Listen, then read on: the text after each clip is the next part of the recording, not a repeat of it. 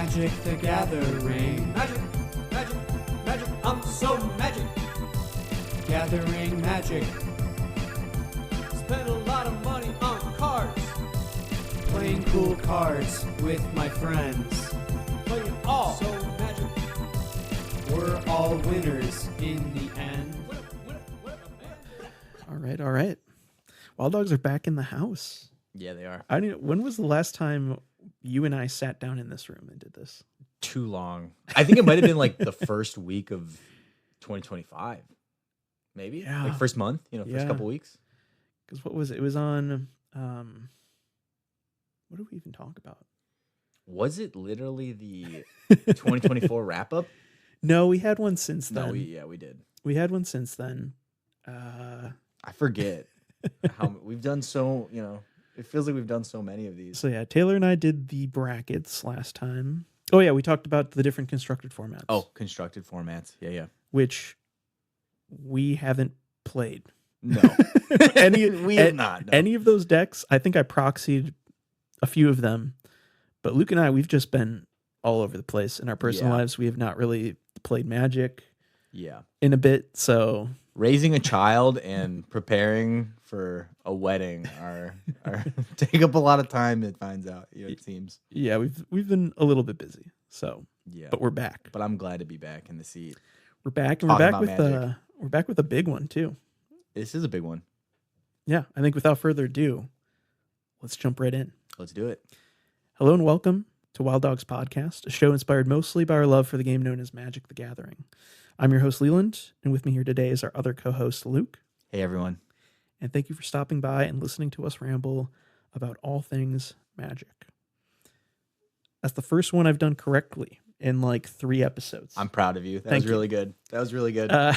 Some jumping right into our news and updates. I haven't talked about MagicCon Chicago yet. Yeah, I want to hear about it. It was awesome. Okay. All right. I definitely, again, last year, super fun with you. You were definitely missed, Luke. Yeah. So next year. Yeah, definitely will be there next year. I'm dragging you with no matter what. 100%. Because the thing that was nice was last year was kind of like the test run. Like neither you or I had been there. Yeah, we didn't know what to expect. We didn't know what to expect. We didn't know what we were getting ourselves into. We prepared a little bit ahead of time, but having known how like the lines work, knowing how the Art of Magic area worked and Artist Alley, how that all worked, it was super smooth. And I was able to get, granted, I was there with my family. I went with my dad and my brothers, which was awesome. Yeah. But I didn't want to like hold them hostage in Artist Alley for all, the whole day, which I definitely could have done. Which you could have done. Yeah. But they were gracious enough to like join me for a few hours. Okay. Nice. Definitely. It was awesome. They all got cards signed. I made sure that my brothers got a card signed, and my dad had a bunch of cards from his Commander pre-cons. That's awesome. That he got signed. He got some really cool ones, autographed. So it's kind of fun. Like he'll be playing one of his pre-cons, and all of a sudden, oh, there's a card that I got signed at MagicCon. Kind of a cool souvenir. I love it. But I got my right here on my desk. I've got my artist proof, Croxa, Titan of Death's Hunger, signed by Vincent Proce. It's either Proce or Proce. I love it. He's a Chicago native artist. He's worked with Guillermo del Toro. That's awesome. On some of his films. He's done a bunch of like monster design and stuff during his career, and is one of my favorite artists. And Croxa Artist Proof is the crown jewel of my Magic collection now. I love that. So that's awesome. I love it. So you went with your family. Yep. And you had some prepared. You were more prepared this time around. So, okay, tell me about, like, what did you do to prepare this time? Like, what made it a better experience overall compared, just so for people that listen, they might be able to soak in your wisdom and have a better time at the con themselves. Yeah, for sure. So I guess to kind of set the tone is the thing that I enjoy most from MagicCon is Artist Alley and getting cards signed. Like that's what I go to the con for. Same here. There are a lot of other people who go to play in the ticketed events and like win prizes and like they have Pro Tour. You could be playing hyper competitively. They've got a ton of really great presentations. This time around, my dad, brothers, and I, we didn't actively go and see any of the presentations, but okay. So for me, from my perspective, this is signature-driven con experience. And I think what helped me most was finding the artist list ahead of time. I think it's Vorthos Mike. He's one of the art curators for Magic, I'm pretty sure. Okay. So he, like, months and months and months in advance, posts like a rough estimate of the artist that he had confirmed at least. Okay. So I knew months in advance a good amount of the artists that were going to be there. And then leading up to the convention, they posted an official artist directory on the MagicCon Chicago page. And so what I did was I created a Moxfield, deck list, quote unquote deck list of, MagicCon Chicago signing list. And you can arrange it by artist. Right? Yeah. And so I went and I picked so here's another funny story.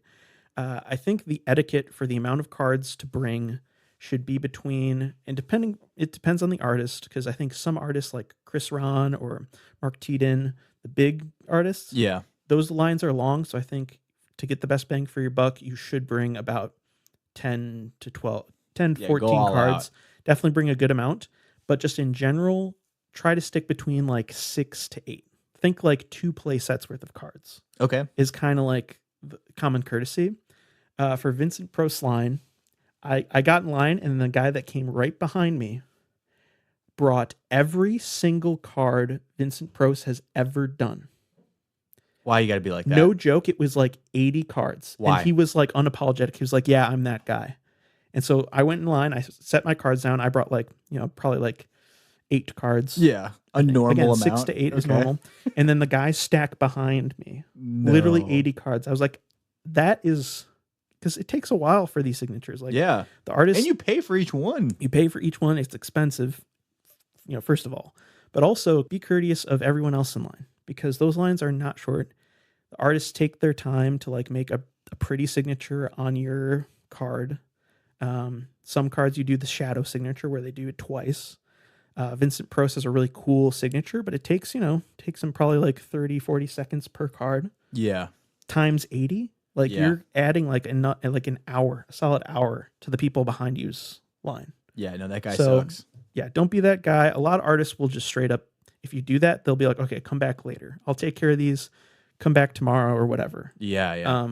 But in a lot of cases, if you pay for it there, and you just added an hour to everyone else's day. Yeah. So that's my one little note on, I guess, etiquette with card signing is try to like 6 to 8. And then for the big artists where you're going to be sitting in line for 2-3 hours, bring your dozen cards, because you're probably not going to do it again. Yep.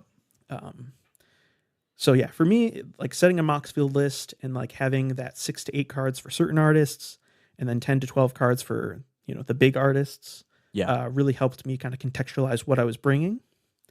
And then I maybe went a little overboard. But it's really important to also, again, for courtesy to everyone else's card signing experience, is to bring your cards unsleeved and just in a deck box. So you're not sitting there flipping through your binder and like trying to hunt down, okay, I'm at Jeff Lobenstein's line. Mm-hmm. Now I have to page over here, and I got to pull my cards out one by one. Don't do that. Yeah. What I did was I had, maybe I'll like post a picture or something. I had 5 deck boxes. It was 4 or 5 deck boxes labeled alphabetically by the artist's first name. Oh my gosh. Okay. And I created like a proper like archival filing system. Yeah. With like a Rolodex. Basically, where I used like a sleeved basic land, and then I taped it like kind of at the top. It was like a whole art project. Ew, okay. But you were able to see the artist's name at the very top of the deck list, because the sleeve has enough space compared to all the unsleeved cards. Yeah. So I was able to see, there's, this is the M's, Mark Poole. Flip it all the way back to my gosh. Okay. Elena Richards or whatever. So that helped, because I could literally see a line was open, run over there, and then immediately pull out the right deck box, pull out the cards in a matter of seconds. Okay. So that helped me, because again, I didn't want to take up, hours and hours of my family's time. I knew I had a finite amount of time, so I wanted to get the most out of that. Yep. Definitely, the second you get there, hop in pick one artist, a big artist that you absolutely want cards signed by. For me, this time it was Mark Teaton.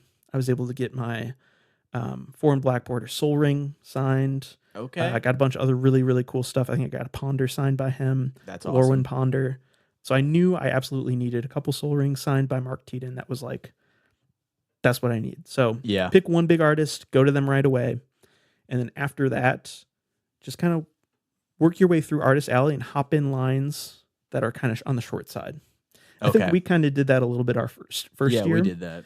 I know you hopped in Belladin's line and you were like kind of trapped there. I was trapped there for like 2 hours. Yeah, Belladin, it's a long line. I didn't even get to see Belladin this year. So yeah, rather than being trapped in like 1 or 2 artists' lines, pick like one that you really, really want to see. Yeah. And then just weave your way in and out. If there's like only 5 people in line, jump in it. If there's no people in line, have your system, know exactly where those cards are, pop in, get them signed, pop onto the next one. Yeah. So I was like I was a well-oiled machine at this point, and I was able to get a ton of the cards I really wanted signed done in a really short period of time. Also, I feel like the artist kind of appreciates that too. When you show up and you're like, let me take it out of my organized box. Here's the stack. Only 8 cards, The one kind of funny story I think I have is with Randy Gallegos. He does the art for Dance of the Dead.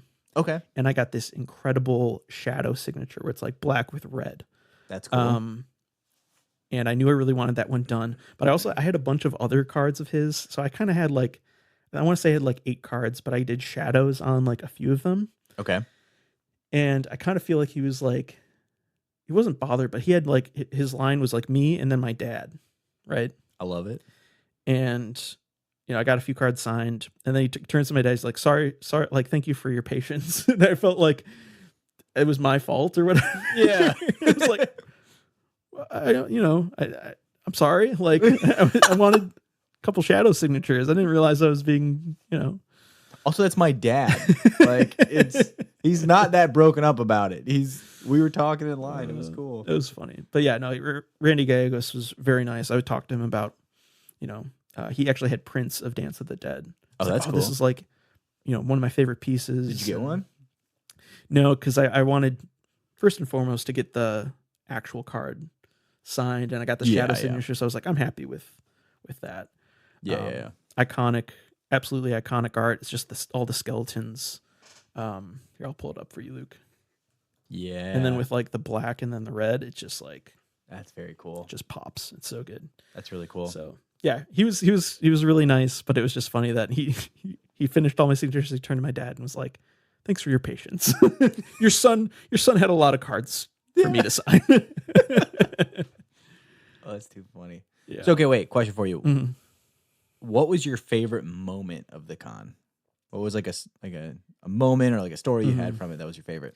Yeah, I've got a couple for sure. One was my dad went to Aaron Miller's line. Aaron Miller's a fantastic artist. And I only had one card to get signed by him, and it was Crom. Okay. So a classic CDH card that I really wanted signed with a shadow signature. Okay. And I gave it to my dad. I was like, could you please go get this signed while I go to Jeff Laubenstein? Because Laubenstein's line was kind of low, and Taylor wanted me to get a foil Necropotence and a playset of Show and Tell signed by Laubenstein. So I was like, okay, Dad, if you could get this Crom signed by Aaron Miller, I'm going to pop over to Laubenstein and get that done. Yeah. So drop my cards off at Laubenstein. Perfect timing. My dad's at the front of the line getting his card signed. And I go over there and I look down, and Aaron Miller's like finishing a rainbow signature. Oh, wow. On my Crom. That's cool. Because it was like one of my dad's birthday gifts to me was like, I thought for your birthday I'd get you this rainbow signature. So I was like, I never would have gotten that done for Crom particularly. So it's kind of like, it's a really unique. Yeah. I doubt that many people do a rainbow signature on Crom.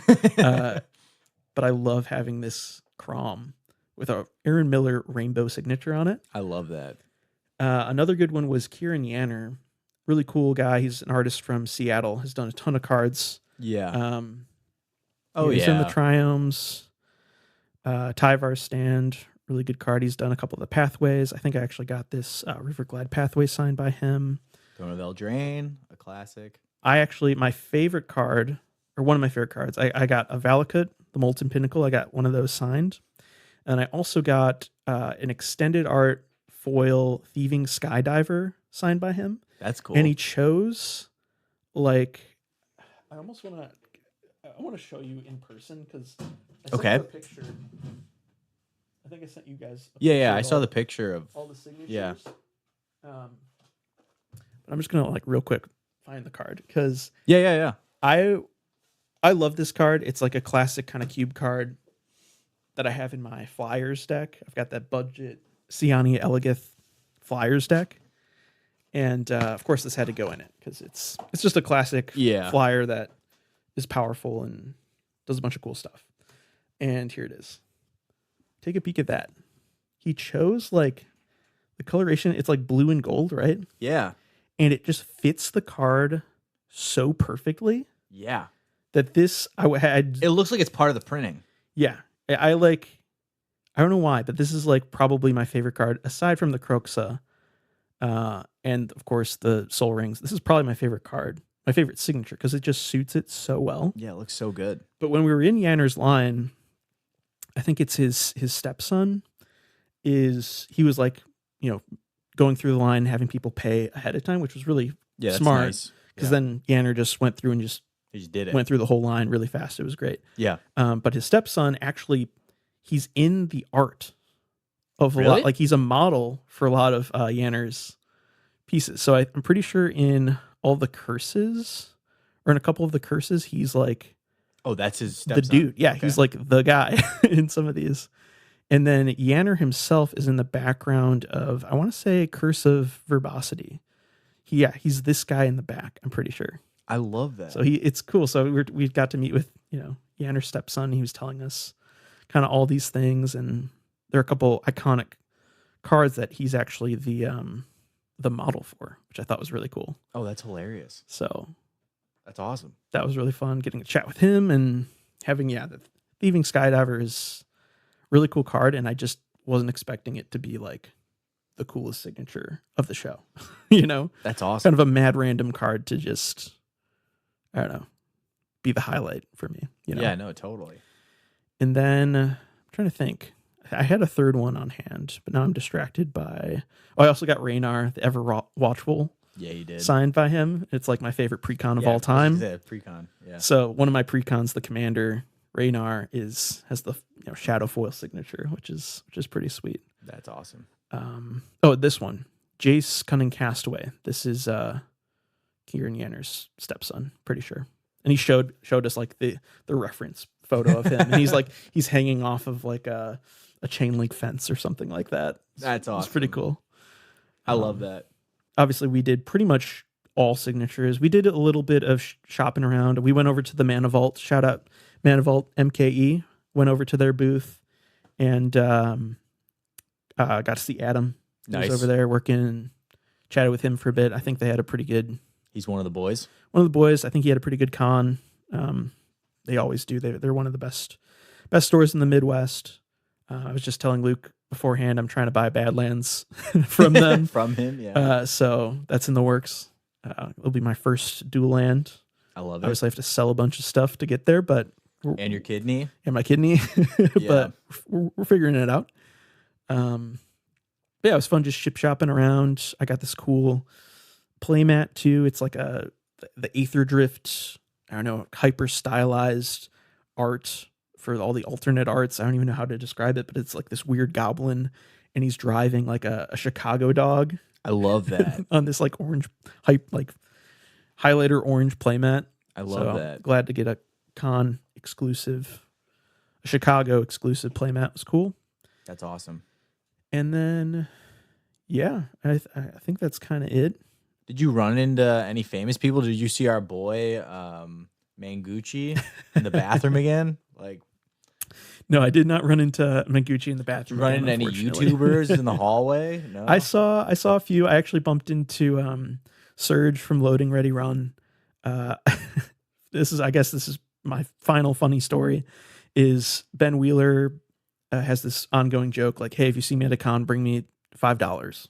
It's like the joke. So I had $5 and a Heir Apparent, which is it's this card that I guess Wheeler's building a rabbit deck, and it's one of those cards where you can have as many copies as you want. Of in it. So I brought Wheeler a Heir Apparent and a $5 bill, and when I ran and bumped into Wheeler, I was gonna, give him that package. Unfortunately, we had to leave early. Didn't get to see Wheeler, but I bumped into Serge, like leaving the con. Okay, and I was like, hey, it was like courteous. I was like, nice to meet you, Serge. Absolutely love North 100. It's my favorite Magic content there is. Yeah, and then I was like, hey, random request. Could you give these to Ben Wheeler? And I handed Serge, who's very confused, one copy of Heir Apparent and a $5 bill.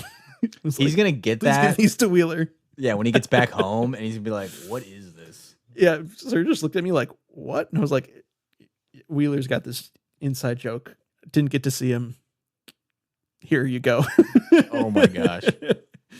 But yeah, no, Serge was very nice. I love the loading ready run folks. We actually, last year, when you were in Belladin's line, I went and saw Wheeler's presentation, got to meet Wheeler in person. Yeah. I was like Shivam and Wheeler, so I got to say hey to Shivam as well.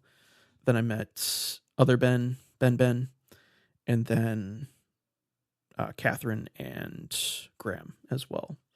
So, but yeah, this year I got to meet Serge, which was cool, and I gave him a Heir Apparent for Wheeler. He probably pocketed the 5 too. Honestly, yeah, he probably, knowing Serge, he bought coffee with that. Yeah, he got a coffee with that $5 bill. He's a big coffee guy, so yeah, that checks out. But then yeah, after that, we turned it into a family trip. It was my 30th birthday, so we went to Shed Aquarium with my daughter. It was her first time seeing all the fish in the aquarium, and I love it. And she loved it. It was a really, really good family trip. So I love that. But next year, you're coming. Yeah. No excuses. No excuses. I'll be there next year. Yeah, don't worry. Well, we'll be there next year. It's a little crazy right now, but next year it'll chill out. Yeah. But yeah, so that's long story short. I mean, I did ramble for like 20 minutes here.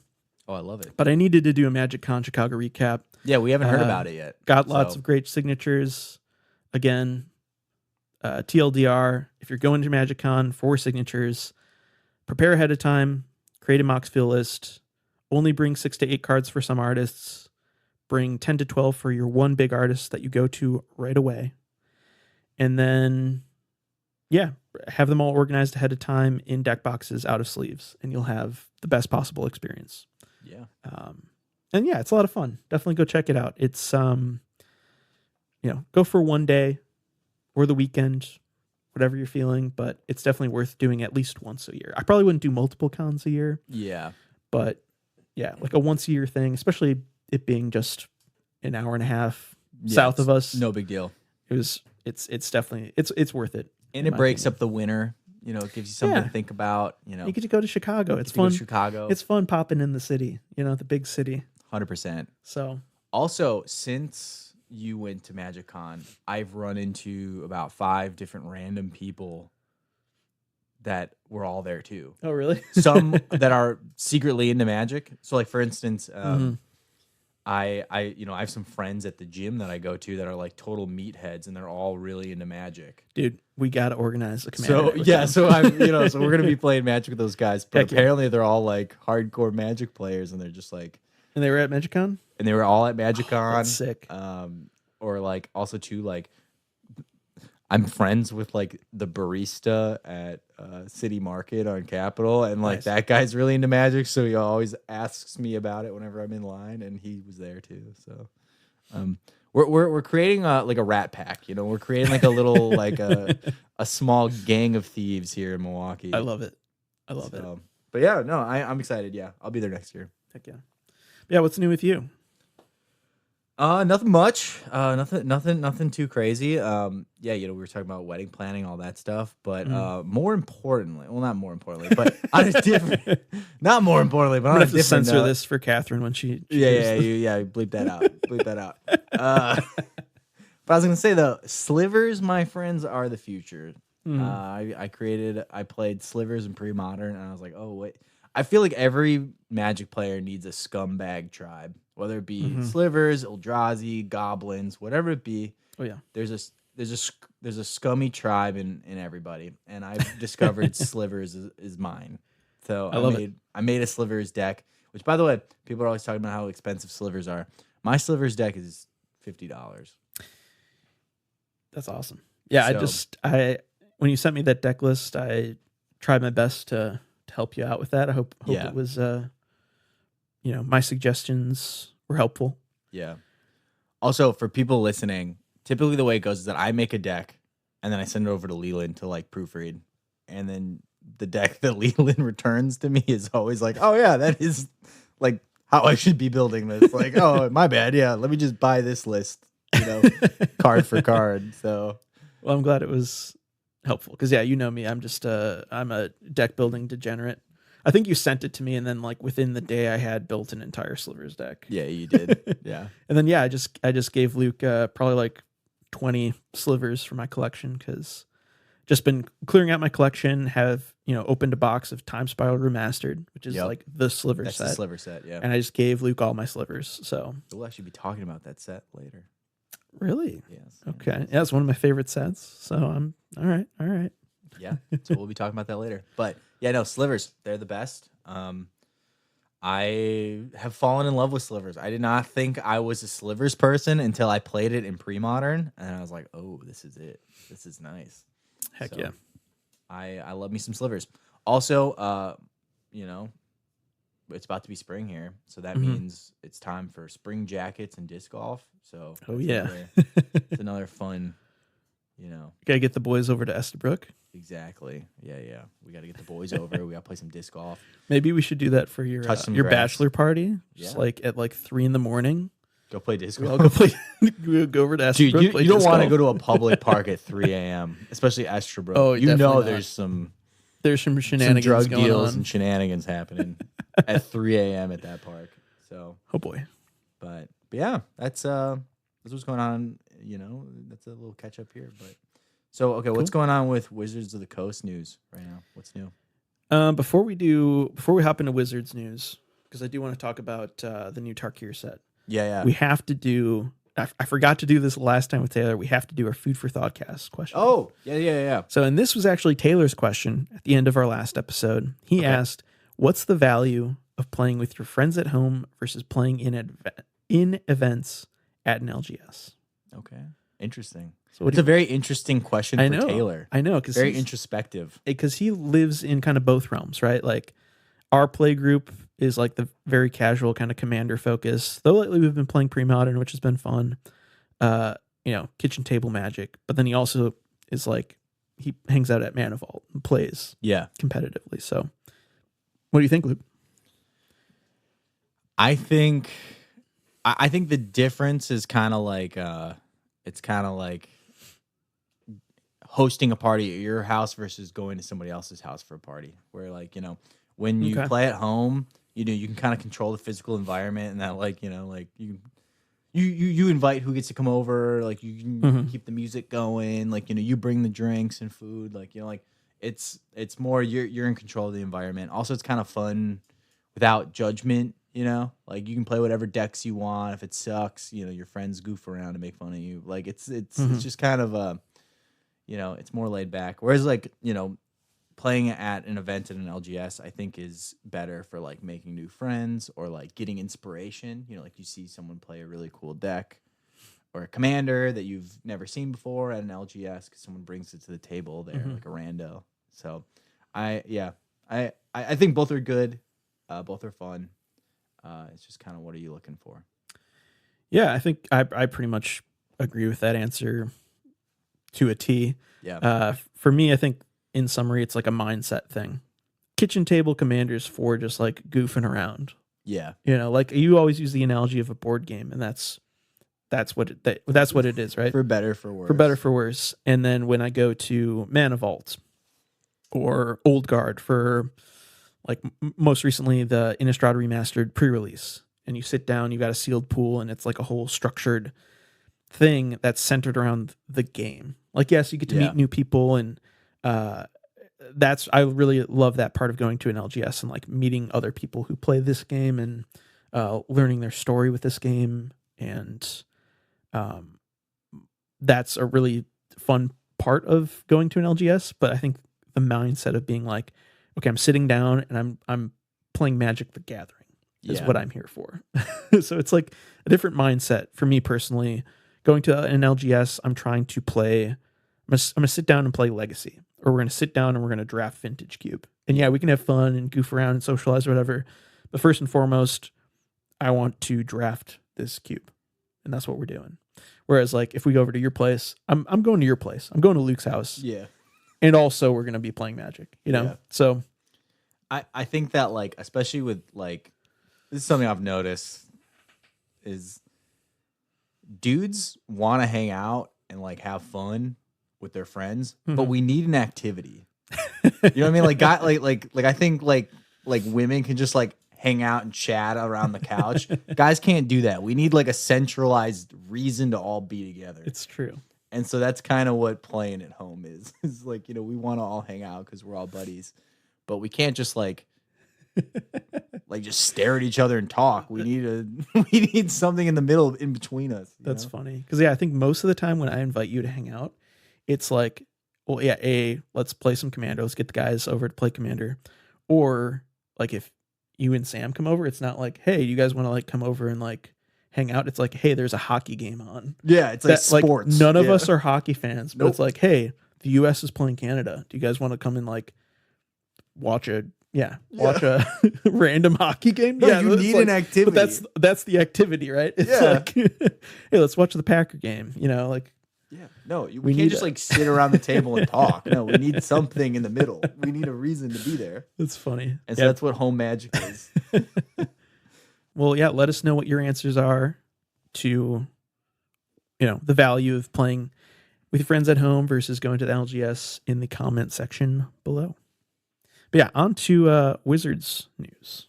Wizards news. News from the source. We've got the new Tarkir set, which is it called Dragonstorm? I believe. Yeah, it's like, something dragons. The dragons one. Tarkir Dragonstorm. Yeah, there's some cool stuff in here. It looks cool. There hasn't been a single card that I've been like on the fence about. It's all just like, well, okay, I take that back. There's that one land that makes spells uncounterable. That is toxic. That, like, I'm already not interested in CDH. This singular land is going to make CDH. Yeah, it's gone. It's gone for me. You killed it. You played yourself, Magic. Yeah. Like, I don't know. Any blue deck is just, they're loving it. But yeah, no, I'm very excited. There are a couple standout cards. I guess what struck a chord with you, Luke?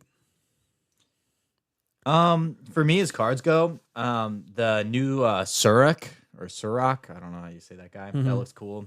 Also Ugin's back. I'm a big Ugin. I think he's cool. I think he's a very fun villain, so I like seeing him. Are we going to be talking about him at all in the lore bit? Actually, we will. Yeah, we will be talking about him a little bit later. Heck but, yeah. Yeah, that Surak, Elusive Hunter. Looks pretty cool. Oh, yeah, and of course, it's a little green guy. Yeah. Every time a new set comes out, I just beeline to the green cards. I'll be honest with you. I don't read everything else. But this is just good in any deck that has green in it. You just play this card. So, Surak, Elusive Hunter for 2 and a green. You get a 4/3 human warrior with this spell can't be countered and trample. Mad random, but I guess Surak is kind of historically a trample focused guy. But the key line of text here is whenever a creature you control or a creature spell you control becomes the target of a spell or ability an opponent controls, draw a card. Yep. Wow. Just like turn all of your opponent's removal spells into drawing the next, whatever thing. Or they target it with a removal spell. You draw a card and it's a protection spell. There you go. And then, I draw my card and then I cast it. Also, also it's a 3-drop, which I feel like in Commander is the chef's kiss. Yep, sweet spot. Plays into it just looks most cool. green curves pretty well. Wolverine claws. Yeah, I like the new art treatment, whatever this new border is. Very cool. where most of the card is black, and then there's splashes of color. I've noticed this on a few of the different cards. Very, very cool. I like it. Borderless treatment for these cards. So there are a couple cards that I'm interested in. I'll just talk about one real quick. I didn't see it. It hasn't been like formally added to Scryfall. Okay. We're not gonna talk about any of this. Okay. This guy. Okay. So the one card that really kind of stood out to me, naturally, I'm thinking about my Rakdos mid-range Canlander dual commander deck at all times, is another classic 3-drop legendary creature that loots or rummages. So this is Tursa Light Shatterer. It's for 2 and a red. You get a 3/3 legendary orc wizard with haste. And then whenever Tursa Light Shatter enters, discard up to 2 cards, then draw that many cards. Whenever Tursa attacks, if there are 7 or more cards in your graveyard, Delirium, exile a card at random from your graveyard, and you can play that card this turn. Okay. So a lot of Rakdos mid-range lists, specifically for Canadian Highlander and Dual Commander, the 3 spot is pretty jammed up. A 3 CMC slot is jammed up with all of these like kind of aggro 3-drop legendary creatures that all have either ETB or attack triggers that discard and draw cards. Typically, you want to kind of fill your bin in Rakdos because you've got a lot of like, you can either play some reanimation packages, stuff that plays into Delirium. In my case, Cruxa, which has an escape cost. So you're kind of always filtering your library into your bin. Okay. So Rakdos is kind of centered around selection more so than card advantage, although you present card advantage through utilizing your graveyard in a lot of aspects. Okay. So Tursa is really interesting and I think a very powerful engine because you get to, like a Seasoned Pyromancer on ETB, discard 2, draw 2, really powerful effect. And then being able to attack that same turn because she has haste, you get to exile and play cards from your graveyard if you have Delirium, which you're going to have Delirium in Rakdos midrange. So I'm definitely going to be playing this card. It's I don't think it's nothing crazy, but this is the card that stands out to me as like the Rakdos midrange minded person. So very, very excited for Tursa. And yeah, her look at this art. That's sick. That second board or the art treatment, the borderless art treatment or whatever. Yeah, that black just is really cool. And the splash of color in the background and her holding the lightning bolts. One of the coolest looking Magic cards I've seen in a while. You know what? Actually, I just realized what that is. So, which actually I think is really cool. And they're doing this with the commander decks too, where each tribe is its own 3-color combo. Mm-hmm. And so that's the color of her tribe. Oh, yeah. So she's like Mardu because it's white, black, and red. Yeah. Okay. Cool. That's really cool. Very I didn't cool. even notice that. Yeah. That's awesome. So, yeah. So, pretty cool. And I do like that they're actually putting out a different commander deck for each tribe in Tarkir. Yeah. So, I think that's kind of cool. Yeah. I like when they lean into that. I like when like Strixhaven is like, each school, each major is its own color combo, or like, Ravnica was the OG of that. I like when the different color combinations get to be their own, like tribe or school, or, I like when right. They've got like a stronger identity, and it leads, I think the set as a whole is going to, obviously it's centered around the Tarkir, what are they, the clans or whatever, the clans. So yeah, everything I've seen is showing that this is going to be a very, very fun set to play. I hope we get to draft it. I think that's going to be pretty interesting. Oh, here's Tursa in Scryfall.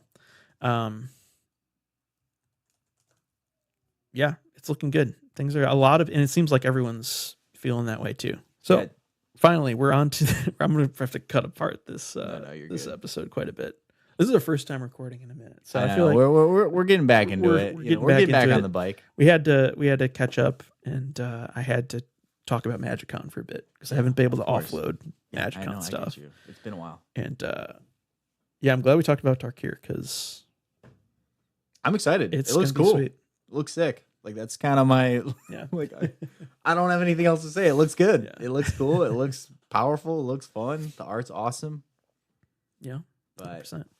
Yeah, on to the main topic of today's episode, which is something I have little to no knowledge of. I'm going to be very honest. Perfect. I love the game Magic the Gathering. I love all of the characters and all of the stories told through flavor text.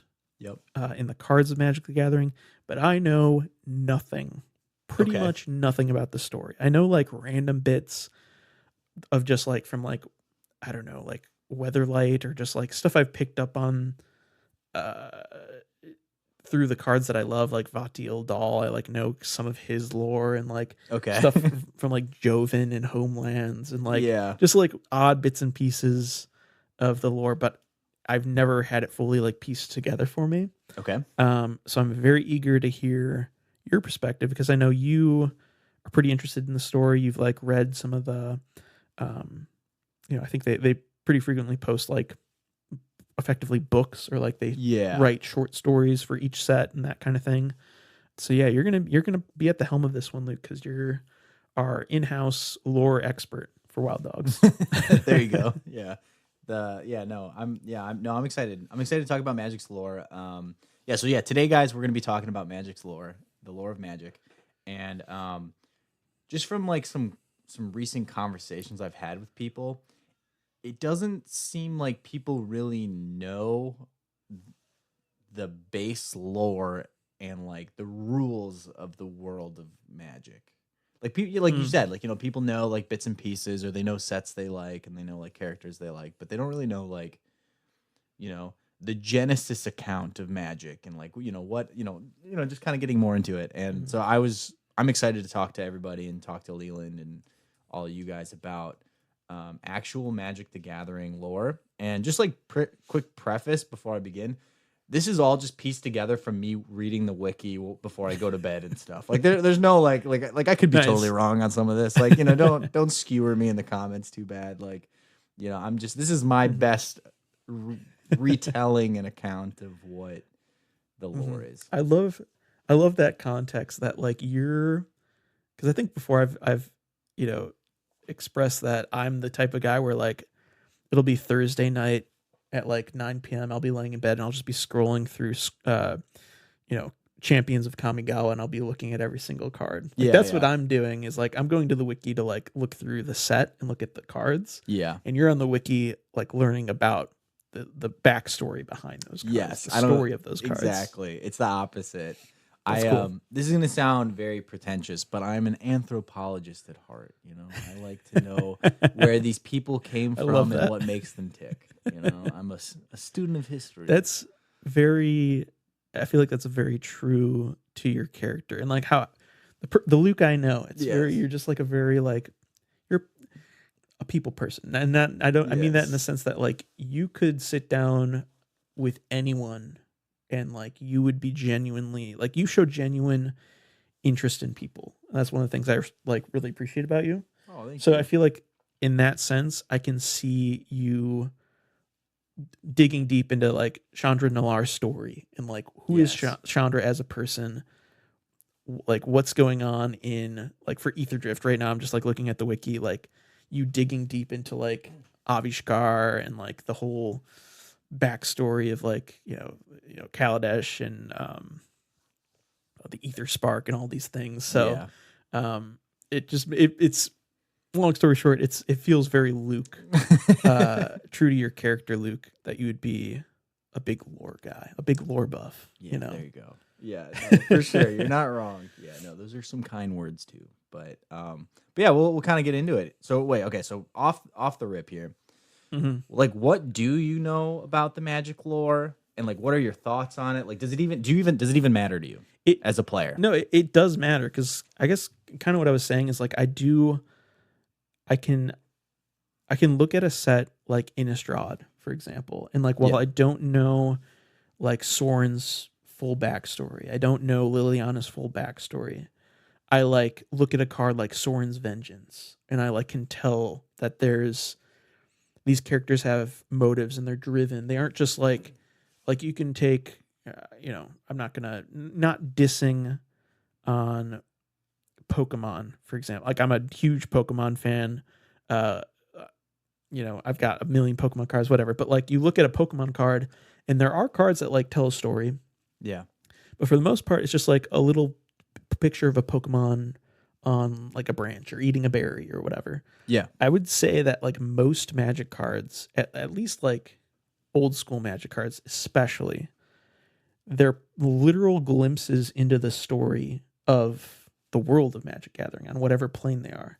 And I think the example of Innistrad's a really strong one because to me that feels like one of the most flavorful worlds, and it's a really easy to digest story for people who aren't experienced with the lore, because it's just like werewolves and vampires, and then like flavor wise it's just like it's classic. It's very classic and easy to digest versus like Urza and the Brothers War. That feels like, to me at least, that took me a while to like kind of understand like the brother rivalry, and like you get to pick up on that through the cards themselves.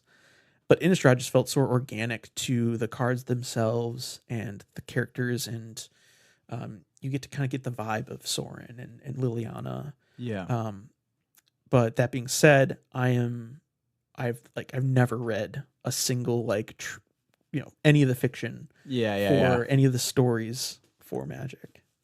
Okay. Well, I think that you're not alone in that. I think the majority of people just play the game and don't really think, where are these characters coming from, or like how does the world work.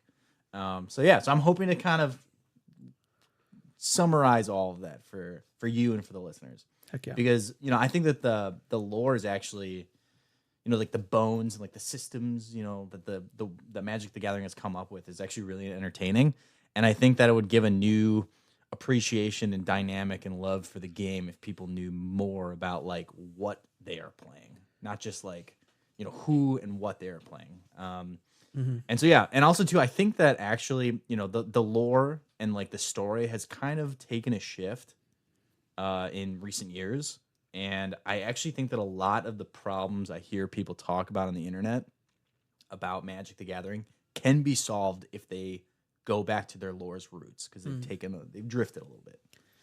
They've ether drifted. Okay, yeah, we'll get to that. Yeah, no, but you're not wrong. You're not wrong. And I think that's actually kind of a good example, right? It's like some people might see Chandra and be like, "Oh, she's got a motorcycle and she throws fireballs, and like that's it." But then you go back and like you look at some of the older Chandra cards, and some of the flavor text of cards that reference Chandra, and like you get a bigger picture of like who she is. I think to your point, like if Magic digs into that a bit more, and hopefully it seems like we're seeing that a little bit in this new Tarkir set. Yeah. Where it's not what people are calling like a hat set, or like this like pseudo unset where we're not just driving a race car or driving a NASCAR and putting a cowboy hat on, and it's very like it's true to the canon and true to the nature of the characters, and not they're all in this Wild West world now, or they're all Tokyo drifting around Kamigawa or Amonkhet. They're not Tokyo drifting through Amonkhet. So hopefully Tarkir is kind of a step back into Magic flavored stories, and not just like Magic adjacent hat set stories.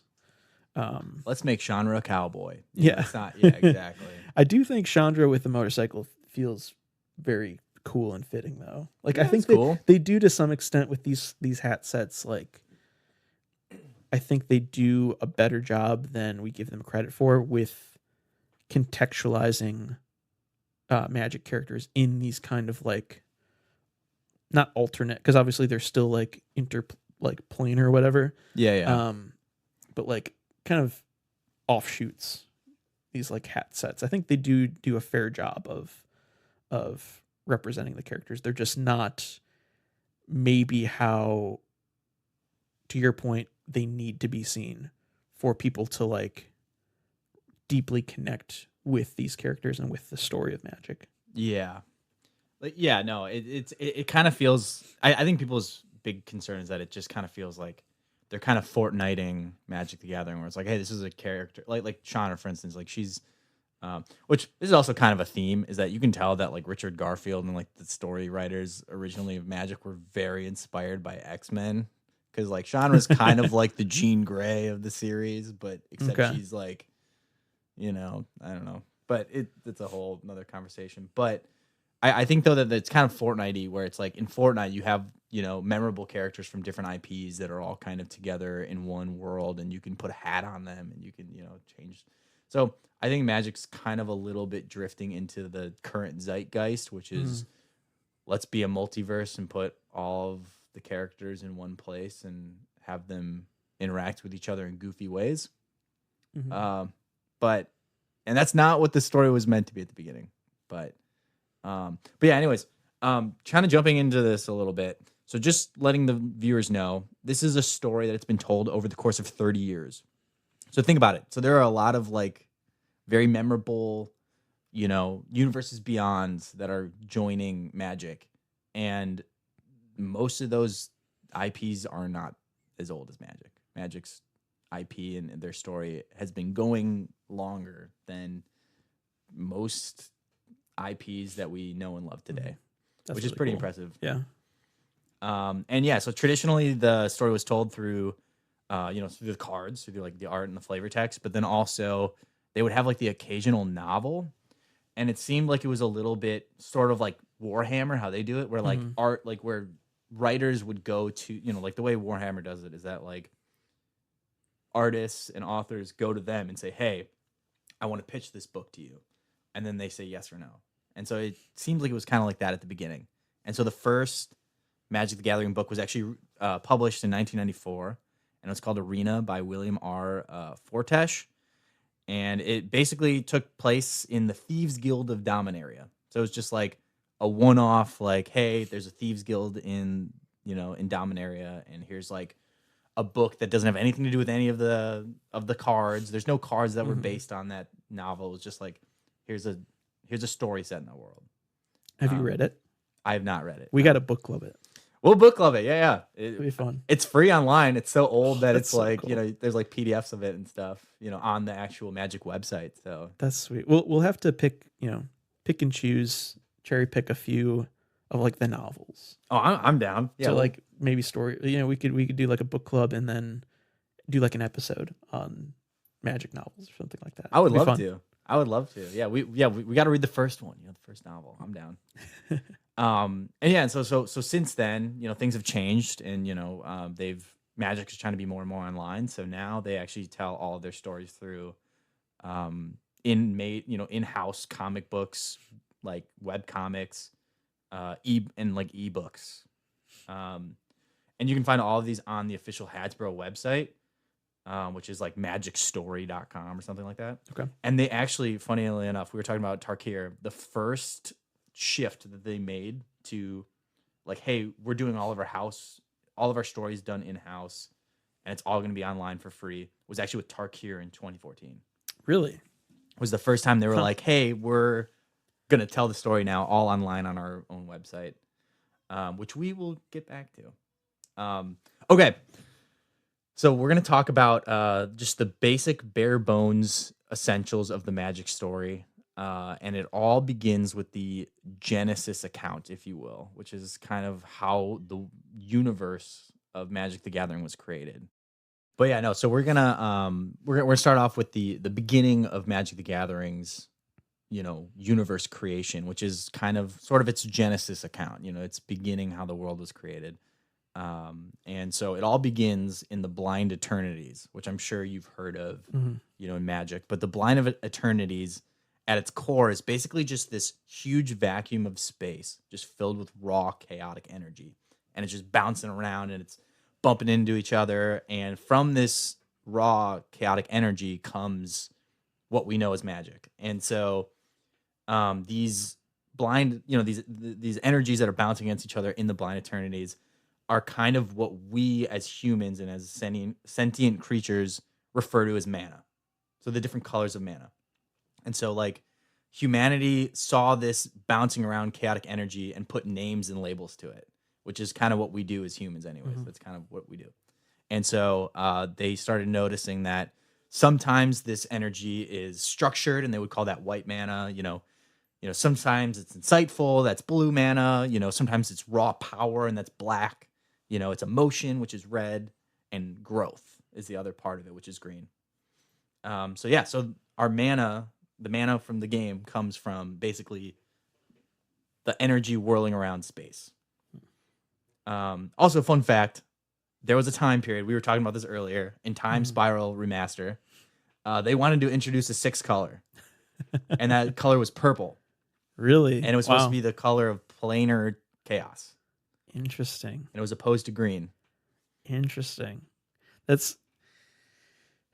So recently, this is a quick aside. Yeah. I've been learning how to play One Piece, the card game, with our buddy Jacob and my brother Andy, because they're both really into One Piece. And I'm like, well, I like card games. I'll try this out.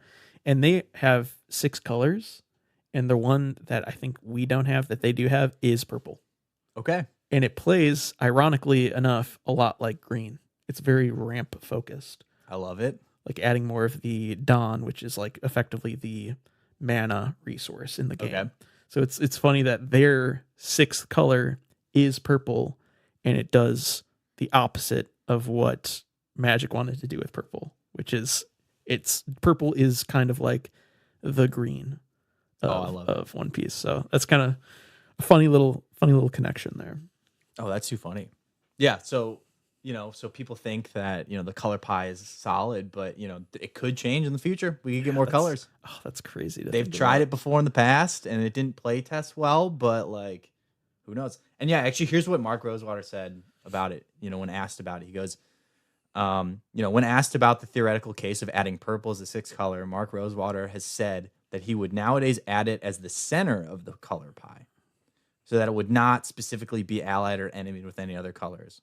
So, it sounds like they might not do like competing colors, like the pie, but they might add things in the middle, complementary stuff. But yeah, so the color pie is really interesting in itself, which we could probably do a whole episode on in itself, how all the colors, interact with each other. But yeah, something else too, lore-wise, is that in the Blind Eternities, the colors aren't actually colored. You know what I mean? Like they're like, we human beings have given them structure and color and like have names for them. But in space, they're just whirling around, bouncing around, and hitting each other, which is kind of fun. And the mana itself is actually what, like this energy and this mana is actually what has created all of the planes that we play on. So they bounced around, they hit each other, and then like an explosion would happen and a universe would be created. Like like Dominaria would be created, or Innistrad would be created. So the last part about the Blind Eternities that's interesting is that no living creatures can exist in the Blind Eternities. Not even ghosts. Like ghosts, like the lore says that like ghosts and unliving things still cannot exist in the Blind Eternities. Really? Okay. Which is kind of weird to think about. Guess it makes sense. It's like in some regard, kind of like, or at least the impression I'm getting is if it is kind of like the creation event. Yeah. It's this space, not unlike heaven or hell or a Big Bang event place. It just feels like a space beyond the, I don't know what the term is, the physical realm. Yeah. So even stuff like I guess I'm just guessing, but stuff even like as alien as Eldrazi, do those play into the Blind Eternities at all? I'm glad you said something. Something. So the only creatures that, and we don't know if they're living, we don't know really what they are the Eldrazi. The Eldrazi are the only creatures in... at the very next line in our notes. Thank you for that transition. Yeah. So the Eldrazi are the only creatures who can inhabit the Blind Eternities. Okay, except for dragons, but we're gonna get back to that. Well, yeah, that's a little side tangent. All right. It's a little side quest we're gonna go on. But yeah, no, the only creatures that are allowed to like live in the Blind Eternities and not die are the Eldrazi's. And the Eldrazi are like kind of considered the quote unquote cosmic gardeners. They're these huge beings of great size and power. It's kind of unknown. Okay. And they basically they have this insatiable hunger, and they basically just consume entire planes, and they just prune the garden that is the Blind Eternities. Something kind of fun too about Eldrazi is that it's kind of a fun fact that it's hinted at that the art we have for Eldrazi's is not actually what they look like. Really? But instead, it's like every person sees something different when they look at an Eldrazi, and the renderings we have for the Eldrazi are like what that artist saw when they looked at the Eldrazi. So you and me might look at Emrakul and see something completely different. That's something that I've always like, similar to this, that I've always thought about, like growing up. Like as a kid, I'd always look at like, me and you, if we were to like sit and hold, like an apple. Yeah. That apple to me, it very apparently looks like an apple, right? Yeah. But in your eyes, you can identify it as an apple, but in your reality, it looks like an orange. Yeah, okay. And then in my reality, and it's not necessarily that those have to coincide in that like your orange looks like an apple and then my apple looks like an orange. It's just the fact that this one object that is so ubiquitously identified as such, like an apple's, everyone can identify an apple, but the actual visual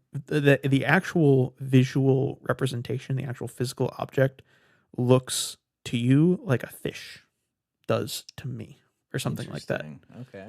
I don't know. It's just like something that's very like Play-Doh of the forms. It's like a Magritte, like say un pipa or whatever the what's the Magritte treachery of images. Yeah, you look at it and Ceci it could be n'est different pas things. un pipe. This is not a pipe, and it's just an image of a pipe. Yeah, Treachery of images. This is like I'm holding this apple, but this is not an apple. It's kind of how Eldrazi are. Yeah. In the world of Magic. Pretty much. Okay. Yeah. Interesting. And so that's kind of the going theory is that you and I look at the same Eldrazi, and it's so incomprehensibly large and big and powerful that we just see completely different things. Scary. Which is kind of creepy. And again, they are the cosmic gardeners. Their hunger consumes entire planes of existence, and they kind of prune the Blind Eternities. They're kind of they're not like evil, they're not good, they just are, and they walk through the Blind Eternities, consuming as they see fit. And also too, when they eat entire planes, it actually makes way for for new life and new planes to exist after, like in their wake. Usually in their wake is when like a new plane would pop up. So yeah, again, it's not personal. When they come to your plane, it's not personal. They don't have a beef with you. They're just doing their job. They're just eating and continuing on their way. And so there are countless planes and universes that have been eaten by the Eldrazi, that have been consumed by the Eldrazi that we don't hear about. And we only hear about the Eldrazi from planes that somehow skirted an Eldrazi had their sights on a specific, plane of existence, and they got away with it somehow. And that's happened in the story, like that happened on Innistrad, like, we'll get there. But there are countless Eldrazi, Titans, but historically we only know about 3. Because those are the only times humanity written, like sentient humanity who has writing and can tell stories interacted with an Eldrazi and somehow survived it. So there's 3 main Eldrazi Titans, which are cards we all know and love. Yep. So, for starters, there is Ulamog.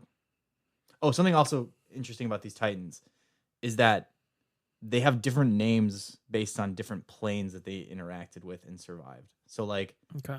Ulamog might not be what the Eldrazi calls itself, but that's what it was called by the humans who's, one group of humans that survived it. Ulamog is also known as the Infinite Gyre and the Titan of Consumption. So these are all names for this creature that has shown up in different time periods and different planes. And we just know about it based on, what the survivors wrote about it. And so Ulamog, he's known for draining mana and vital energy from the living and non-living. Mm-hmm. So it just, everything that he walks forward, it just sucks up into him. And also, funnily enough, even though that sounds very powerful, he's actually considered the weakest. So more people have interacted with Ulamog and survived because he's considered the weakest. Mm-hmm. And then next is Kozilek, who's he's known as Kozilek. He's known as the Butcher of Truth and the Titan of Distortion.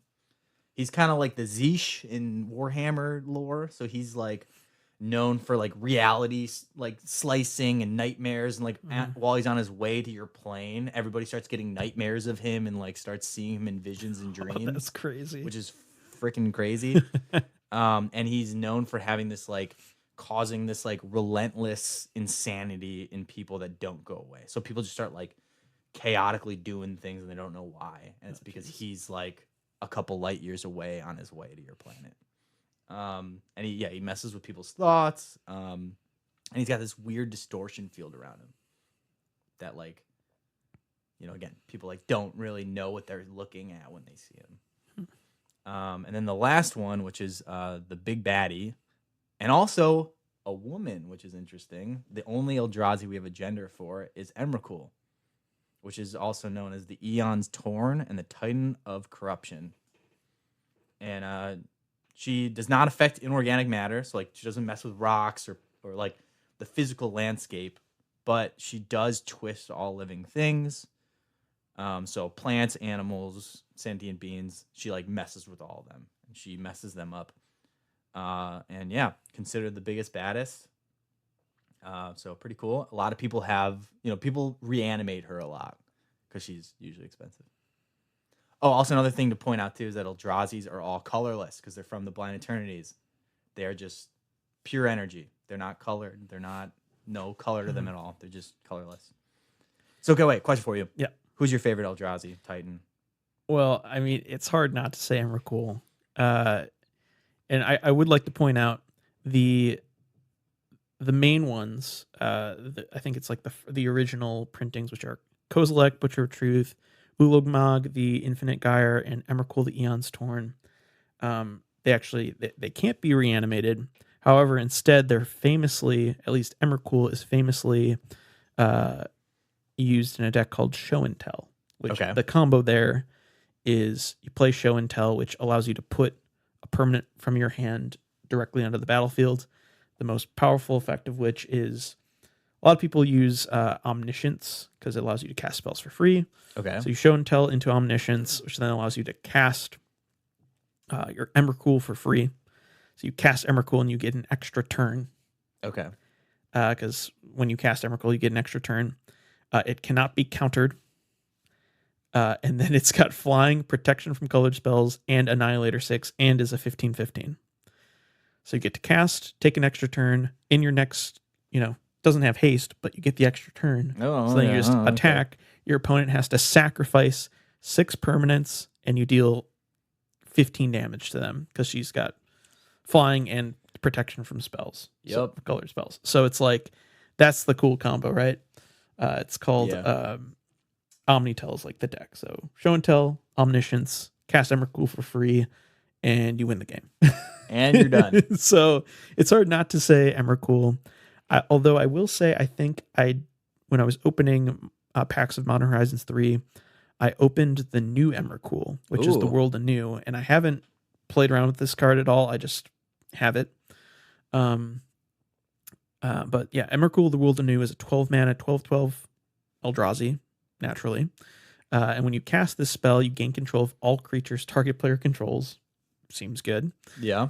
Flying, protection from spells and from permanents that were cast this turn. And then when Emrakul, the World Anew, leaves the battlefield, sacrifice all creatures you control. It also has Madness, pay 6 colorless. So, don't really know what to do with this card. I'm sure. It looks cool, though. Again, it's Omnitel, but far less powerful than the other Emrakul, but looks super cool, and would love to play this in, like, I don't know, just a colorless Tron ramp deck. Why not? I'm sure there are discard outlets to just pay 6, get this 12/12. That also probably wins you the game in most scenarios. So yeah, I'm gonna say Emrakul, the World Anew is my favorite Eldrazi, and just because I have it, it's like the one Eldrazi that I have. Yeah. But I haven't played with it yet, so I got to figure out what to do with it, where and how to play it. Yeah. Yeah. How about you? What's your favorites Eldrazi? I have to go with Kozilek. I've always been a fan of the creepy mind creatures versus like raw power. I don't know. I think he's cool. I like the idea that, he gives people nightmares on his way while he's walking to your plane, I don't know. Very creepy, very, very creepy concept. I like Kozilek. Even though I think he's actually like in the gameplay kind of weak. I mean, like compared to the other. Sure. Not like in general, but like I know that like Sure. Ulamog is supposed to be like the weakest Titan. Yeah, I think it probably goes in order, honestly. I mean, drawing 4 off of a Kozilek is probably feels pretty good. Yeah.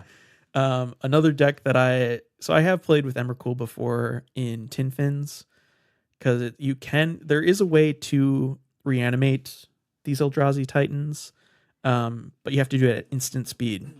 Because you can entomb an Emrakul. However, Emrakul, when you put it into your graveyard from anywhere, you have to shuffle it from your graveyard into your library. So the Eldrazi cannot even touch your graveyard. However, if you entomb an Emrakul and then respond to that trigger of shuffling it into your library, you can use something like a Goryo's Vengeance or Shallow Grave, which is instant speed reanimation to respond to the trigger. Okay. And so the shuffle effect goes on the stack. You reanimate it with Shallow Grave, and so it enters the battlefield. So your Emrakul will be on the battlefield. So once its shuffle trigger resolves, it's no longer in your graveyard. It's on the battlefield. So it just dissolves. The effect cannot resolve. Yeah. So it's a really weird, funky line in a weird, funky, archaic legacy deck called Tin Fins. And that's why it's $53. Yeah, Shallow Grave and Goryo's Vengeance. I love the art on Goryo's Vengeance. Oh, that looks sick. Randy Vargas. It's also got the Betrayer's Kamigawa art. It's really cool too. Itoku's art, but I like Randy Vargas's art. Anyways, those are my context for Eldrazi's through a goofy combo deck in Legacy. So that's where my context for Eldrazi comes from. So I love it. But yeah, now you know the lore behind the Eldrazi and where they come from. Cool. So next time I either reanimate, the next time I Shallow Grave an Emrakul, I'll know that she's the biggest and baddest. Yeah, she is. In the lore, she's the biggest and baddest. Even just beyond her stat line, which is insane. 100%. Yeah. Also, speaking of big bads, I said we would go down this side quest here. I'll just do it quickly. But dragons also come from the Blind Eternities, which is kind of random. Feels like it. But so the Dragon is kind of the OG dragon. It's kind of like the mother of all dragons. And she is from the Blind Eternities. And all of her offspring are like the dragons you see throughout all of the realms. Which is kind of fun. I did notice there is another Eldrazi dragon. Do you know anything about Harrogast? I do not. Erupting Nullkite? Because this is a new one. Oh, it's from Modern Horizons 3. But it's a red color identity because it has Emerge, 6 red. But it's a 9-mana Eldrazi dragon named Harrogast. So probably has something to do with the Dragon, I would assume. Yeah, I'm not sure, but also I wouldn't be surprised the way Magic's story is going, where they're like, let's just put dragons and Eldrazi's together because that would be cool. There's a lot of that in recent years, so I mean, I don't know. Yeah, I don't know. I would have to look into it, but yeah, dragons are from the Blind Eternities. Cool thing too is that the dragon itself is described as kind of being the shadows within, its wings spread out, and it's the shadow created by its wings can be seen throughout the Blind Eternities, which is kind of fun. It's kind of a cool little flavor thing. Also, the Dragon did give birth to all the Elder Dragons. We're playing EDH, so like Chromium Rule, Arcades, which by the way, I played that deck. It sucks. Well, the new arcades. New Arcades is cool, though. I guess all the old ones suck, but like they're all charming because of it. Yeah, exactly. They're charming. Yeah. So yeah, the Dragon also from there. So okay, so we're gonna move forward. Next thing, we talked about it before, but the planes, the planes were made by mana themselves. So like the mana, they bounce around and then they explode and create planes. So mana, and we're gonna talk about mana and ley lines and planes. So yeah, okay, what is a plane? A plane, as we know it, is a self-contained world and universe. That's where our Magic the Gathering sets come from. So each set is named typically after a different, a different plane. And, they have, each plane has their own time, their own space, their own reality, their own laws of physics, all that stuff. They typically follow our planet's natural laws. There's like a sun, around it, like a moon's and, our laws of physics. There are a couple planes, though, where things break. So, like, for instance, Bloomburrow was kind of an interesting lore one that we just had, where everyone is like an anthropomorphic animal, and different planeswalkers came to Bloomburrow and became animals when they showed up. They, showed up to the plane and then were, different creatures and animals, which has, never happened before. So that was kind of a weird, off thing. Or another famous one too is Innistrad's moon is made of pure silver, which is different from our physical world. And also I'm curious to see what they do with Edges of Eternity, because it seems like Edges of Eternity is going to be like a space opera galaxy, but all of the planes already exist in a galaxy of planets and planes. So I don't know what they're going to do for that one. That'll be interesting. Yeah, that's my most anticipated set of the year by far. It's becoming mine too, honestly, because I just want to know what they're gonna do with it. It's gonna, and hey, maybe they might introduce that 6 color of mana in there. Yeah, I don't know. Maybe some new, instead of planes and and islands, maybe it's something else. Maybe it's like you said before in a past episode, like starry planes or I don't know. Yeah. I'm a big, we talked about this, I guess, before, but I'm a big sci-fi, at least the setting of space exploration, and I feel like it's going to be perfect for Magic. So very, very excited for it. No, me too. I'm excited. And also too, another interesting part is that so you've heard of the ley line cards. Yep. So what ley lines are is that they're basically just lines of mana. They're these ancient mana paths that just crisscross around the planes and keep the plane together. And it's also theorized too that ley lines connect to each other. So you have a red ley line on Ixalan, and that line goes all the way through all of the other planes' red ley lines. So there's a thought, there's a theory that they all connect. And all the ley lines are colored, and they all give special abilities. And as you get closer to the ley lines in the lore, weird shit happens. Weird stuff happens, and that's where we get the ley line effects from. So yeah. Wait, what's your favorite ley line card? I think I'm gonna have to go with Leyline of Resonance, just because it was so toxic in Standard. It eventually got banned from Arena. It's still technically legal in Paper Standard, but it was banned in Arena because you could turn 1 or turn 2 kill your opponent. Gotta love it. Regularly. It was easy to do because basically it's 2 a red and a red, and almost all ley lines are 2 colorless and then 2 colored pips. Okay. And so all of them have, if this leyline is in your opening hand, you get to start with it. You get to begin the game with it on the battlefield, which is kind of a cool effect. Pretty good. So Leyline of Resonance in particular reads, whenever you cast an instant or sorcery spell that targets only a single creature you control, copy that spell, and you can choose new targets for that copy. So the mono red deck just ran a full playset of Leylines. It's a prowess deck too. So in some cases, you could literally turn one, have like 2 or 3 Leylines. You really only needed like 1 for it to just win turn 2. But you could literally start with like 2 Leylines on the battlefield, cast your, the slick shot show off or whatever. It's like a flying prowess, double prowess creature where it gets +2/+0 for every trigger.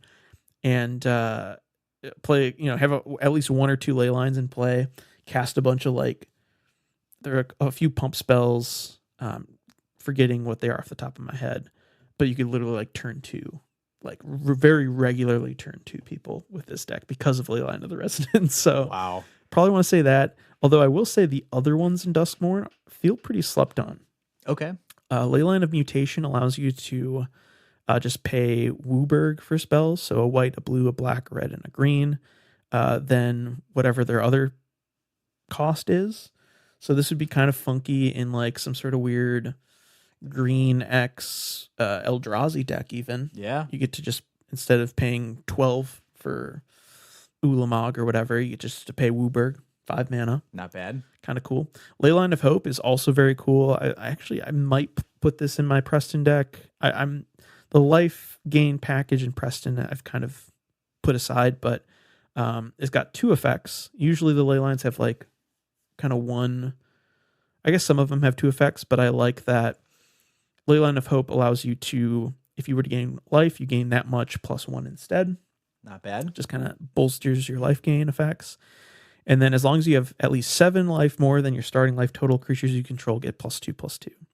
So it's I don't know, it's sometimes a free piece that bolsters your life gain and also functions as a pretty solid anthem too. So okay, I think the Duskmourn Leylines are kind of cool. I just like that they're creating new ones. I agree. So yeah, what about you? What's your favorite Leyline? It's kind of generic, but Leyline of Anticipation, which it's the same rule where if it's in your opening hand, you can play it on the battlefield before the game starts, and then it just says that you may cast spells as though they had flash. So basically, your sorceries are all instants, which is pretty good. Yeah, I mean, playing at instant speed is so key in all formats. Yeah, and not bad. it's kind of fun just to flash in creature spells in commanders. Yeah. So I think Leyline of Anticipation it's definitely up there for me. I think I've got it in 1 or 2 decks even. Yeah. So definitely a fun one. No, it's a great card. Also, another fun Leyline lore card is Leyline Binding, which is a 6-drop, enchantment that basically it says that when it enters the battlefield, exile target non-land permanent your opponent controls until it leaves the battlefield.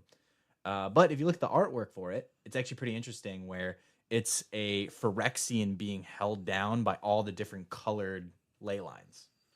And which is pretty flavorful. I don't know, maybe this Eldrazi was attacking a plane and it stepped on a Leyline and got stuck.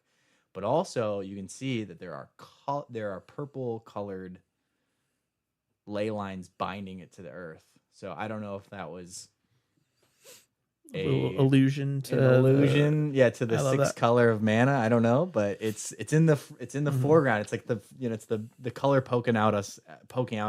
Is the purple. So. And is it? I think you said Phyrexian and Eldrazi. Which is it Phyrexian or an Eldrazi?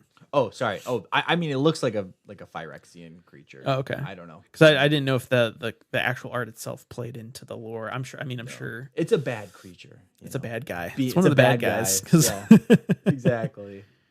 This was first printed in Dominaria United, so I think that's probably right around the era of the Phyrexians were starting to invade at that point. again, I don't know this. I don't follow the story that closely, but we did just kind of, that era of Magic, the 2022, 2023. We were, All Will Be One, for example. Like we were very into the whole Phyrexian movement, the Phyrexian invasion. So yeah, Phyrexians are out, Eldrazi are in. That's what that's how that goes. But yeah, so finishing up the ley lines here, it's something kind of weird is that they made that ley line axe. Yes, such a great it's a great card, but it makes no sense because the ley lines, I think they just wanted that effect that you could play it on the battlefield turn 0. Mm-hmm. But the ley lines are are lines of energy of mana, and then if you look at the axe to itself, it's just an axe. There's no it's just like it's smoking, but it just doesn't really make sense with what they've laid out. So I don't know. I don't know. I have to dig deeper into the origins of the axe. Yeah, I don't know. It's cool though. I love that it's just like kind of sword in the stone. It's literally axe in the stone. At this, I don't know. Does it I wonder if it severs the ley lines or what the function is there. Time will tell. Time will tell. We have no idea. But yeah, and also too, just to kind of go back to that, planes are just kind of these, they're in short, they're kind of these self-contained universes that sentient people live in and live lives in, and they're the sets that we play in. Mm-hmm. So, okay, question for you: what's your favorite plane? Which ones do you like? Which ones have stuck out to you? It sounds pretty basic, but I have to go with Kamigawa. Okay, I just love Kamigawa. Not basic at all. That's a good one. Neon Dynasty was that was kind of right around the era when I was not first getting into it, but really, really getting into Magic. Yeah. I was the first collector booster box I opened was Kamigawa Neon Dynasty, and just all those cards are such a good set too. And then it inspired me to go back to the original Kamigawa block. And I'm a big Japan guy. I love everything Japan, and to have a set that was very rooted in Japanese folklore, it's hard for me not to pick that as my favorite. So yeah. And then similarly, probably Theros. A lot of Theros. Obviously, I just was talking about how Crux is my favorite card of all time. So I've got cool. The signed artist proof. It's I just love all the Theros gods. They're just so cool. They all have really cool effects on the gameplay too. Yeah. So some of my themed designed cards are from Theros, and I'm also really into enchantments. So there's heavy enchantress themed cards as well in Theros. So I'd probably say Kamigawa and Theros are probably my top two. Okay. I like it. How about you? Yeah, I would say my favorite set. Funnily enough, is actually Bloomborough. Nice. And then after that, I would say is Theros. I just love, I love the Greek myth inspiration, and I love they introduced the god creature type, which we will definitely do a future lore episode if people like this on the gods of Magic, because they're very, very interesting. Mm-hmm. But yeah, no, and the planes of Magic are all very diverse. They're all very, they're all very flavorful and fun. Just for basics, they're just some notable ones that come up come up again and again is, so Dominaria is basically just Fantasy Earth, the set. So that's the OG set, the OG plane is Dominaria. That's where most of the characters come from. Dominaria is Earth, basically. And then Phyrexia, we talked about a little bit just now, where it's an artificial plane with all biomechanical quote unquote life. None of it's living. It freaks out a lot of people when they go there. When they planeswalk to it, it feels unnatural because it is. It was, it's basically all metal and death and fake synthetic tissue. Yeah, I'm not a fan of Phyrexia or the Phyrexians. Yeah, I think it's not for me. No, me either. That's a scumbag. Sick. Yeah, artwork is cool. It's a scumbag tribe too, Phyrexian. Stuff. Mondrak is probably my favorite card from the more recent Phyrexian sets. Yeah, busted Magic card, and It then is. obviously like Elishnorn and Shieldred, all that good stuff. So Yeah, not for me. I'm more of the Bloomborough Yeah. side of things, as I just said, you know. yeah, we were just a quick aside before we started recording. We were talking about how Bloomborough, I think in our year in review, was both of our favorite set Yeah. of the year. However, like flavor wise, top tier. Card quality wise, not so great. Yeah. And then Duskmourn was the opposite for us. Yep. We did not identify with that flavor at all, not our thing. But then card quality and like some of the designs were top tier, some of the best of the year. Yeah. And I think Phyrexia is probably that way for us, where it's like we don't really like the flavor Yeah. of that world at all. But lots of really cool, good cards. But a lot of really busted cards that are still broken to this day. Yeah. They were made 20 years ago. So, yeah. But no, it's, Phyrexia. Unfortunately, it'll probably be with us forever. We'll probably go back to Phyrexia eventually. Yeah. You know? And then, we talked about Theros, too. That's another popular set. It introduced the god creature type, which, is really fun and interesting. And then kind of the most beloved set that is consistently at the top, the most beloved plane, always on the top, is Ravnica. Yep. Which makes sense. It's a plane where the whole plane is just one big city.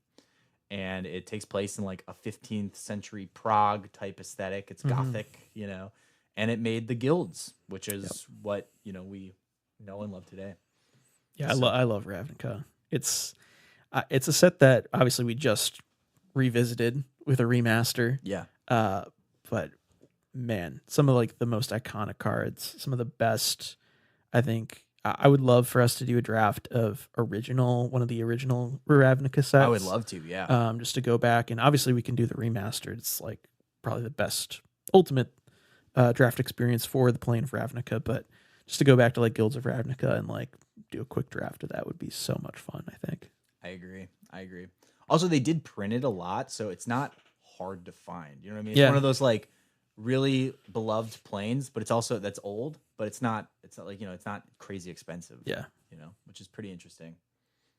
But yeah, so planes, we know what those are. We know what ley lines are. We know all that stuff. So who do we follow as characters in the stories? We follow the Planeswalkers. We follow, like Jace and Ajani and Chandra, Liliana. We follow all these characters. And so they are all known as what we call Planeswalkers. And it's also a card type now. But originally they were just characters within the world. And so kind of what's going on with that is that they basically have, like the name says, the ability to walk between planes. So they are from one planet, but then they can go to another planet. They can go from one plane to the other. And that's why we see them recurring in Kamigawa, but then also Dominaria and also, Innistrad. That's how they can jump around, and that's why they're recurring characters.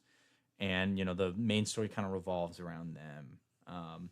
And basically the way that it works is that all of these characters, they have this thing called the spark, which is it ignites within them. It's a latent power after they're born.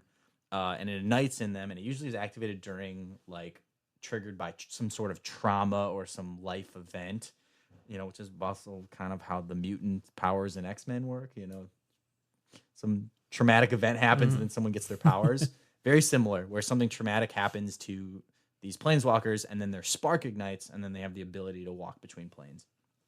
Also, something kind of interesting is that the lore describes that when planeswalkers walk between planes, they all do it differently and all see different things.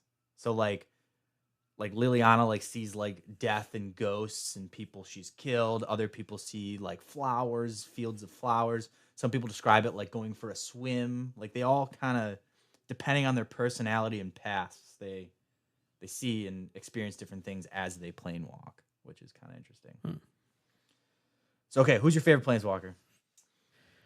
I probably have to go with Liliana. Liliana the Veil's just, again, I'm a gameplay guy. One of my favorite cards, at least planeswalker cards of all time. Just extremely powerful. I think maybe, again, I'm not super familiar with the lore, but I also love Tamio. Okay. She's got some really, really great cards that mechanically I like playing pretty much all the different Tamio cards. They're all interesting to me from a gameplay perspective. Okay. But I don't really, again, I'm not tapped into the storylines super well, so I'm not familiar with their stories. But yeah, I'd probably go with Liliana and Tamio. I love it. How about you? My favorite is Tezzeret. Oh yeah, He's Tezzeret's a good one too. He's cool. He's He's got the up Winter there for me, Soldier too. arm. Like, he's just sick. Yep. He's an artificer. And he's like the face of the space set. He's the That's face coming of the up, space so set. Yep. we're gonna get a sweet new Tezzeret for sure. I'm excited. Also, too, it's generic, but I like Jace. He's cool. I like him. He's a goodie, but he's an oldie but a goodie. He's just he's awesome. He's cool. Oh, I want to point out Kaya as well. She's an assassin, and she's Orzhov Planeswalker too. Yeah. And I don't know. I'm not a huge Orzhov or Aristocrats player, but she's just got like some of the coolest effects for Aristocrat decks. So every Kaya card I've seen, I'm like, oh, that's cool. So she's definitely up there for me too. No, totally. Well, for our listeners, the main Planeswalkers that the story revolves around is Jace, like I said, a Johnny, which, by the way, okay, side tangent, you heard it here first. I've always thought a Johnny looks lame as shit. I've always thought he looks stupid. I always thought he was. Also, I'm a green player, so he shows up a lot in my life, and I don't think he looks cool. I've always thought he would look stupid. I don't like Johnny. I'm kind of surprised by that. How about Whoa. that? Okay. He got completed too. He was like taken over by the I'm pretty sure he's dead. Phyrexians. I'm pretty sure he's dead. I could be wrong. No, I think he is, because he became a Phyrexian or whatever. Yeah. It was completed. Being completed is like you're corrupted by the Phyrexians, right? Yeah. You become evil, essentially. But yeah, I forgot that Ajani, because I think of Ajani as like, here's the Ajani sleeper agent. I've got I've opened a few of him in Dominator United, but I always think of Strength of the Pride, the mono white one. Yeah, so powerful. But there's probably more like green white Ajanis than there are just regular white. I always forget that. Yeah, you probably see him as a green player quite a bit. There's also Ajani Vengeant. There's a red Ajani, which I don't know what's going on there. I mean, there's I guess there was a point where, I mean, cats he was in general mad, are like, so they made him a red version. Probably, but cats are also fairly equipment focused, so they're probably like, Boros equipment, like, I don't know, you can play him in your Boros equipment deck. I don't know. There's so many Boros, I guess, leaning cat decks that maybe they're like, let's make a Boros Ajani. I don't know. Peyton Manning's brother that no one remembers the name Eli, of? yeah. That's a Johnny. No, you know who? Stop trying to make a Johnny a thing. I hate him. What's a Johnny's brother's name? It's like Jazal. Wilson? I don't know. Jazal is the actual Eli Manning of Magic the Gathering, because it's a Johnny's brother. I hate him. I just hate this whole family. The Jazal. So this is the Manning family of Magic the Gathering. It hurts, but it's true. Oh, that might be my favorite. Dude, I hated Johnny. Yeah, he sucks. The Goldmanes are the Mannings of Magic the Gathering. Yeah, pretty much. God, I hate him. Oh, it's too I'm like funny. getting more and more upset the more I look at these cards. You know what? I'm actually like, I'm siding with you now, because the new Ajani, Nakadal Pariah, is like a disaster of a card. It's just way too good. It's part of why the Boros energy deck is so messed up in Modern. I hate it. It's stupid. Anyways, all right. So then there's Chandra. Willow hates it too. Yeah, Willow's pissed, crying in the background. But no, yeah, Chandra, she's the other one, and Liliana are like the last. Like these are like the main characters you see show up all the time, and they were part of Gatewatch or whatever that was. So, and they're probably, I think they're like the main characters in the movie that's coming up or whatever. We'll see. We'll see.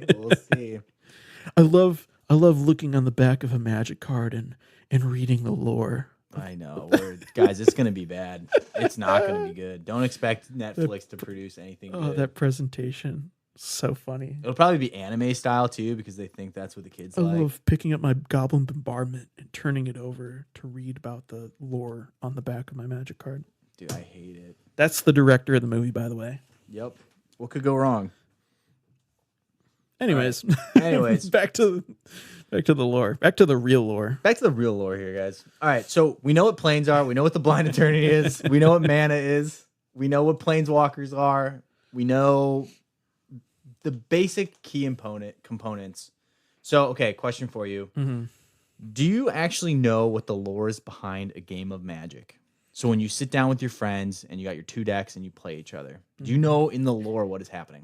I do. I don't know, like, maybe the context for why we're battling, but like, we are effectively planeswalkers. We are like the mages, and we're casting spells, right? So like, we're using the mana, our like the amount of power we have to cast, and like spells from our spell book, which is like our library of cards. So like, I have that much context, but that's about all I know. Yeah, no, that's totally right. Yeah, so like in the lore of Magic, when you play, you are a planeswalker, and so you've traveled to different planes and you've seen things, and you're casting spells by pulling the energy from the surrounding area from you, and you're using that to manifest, the creatures and spells that you're casting.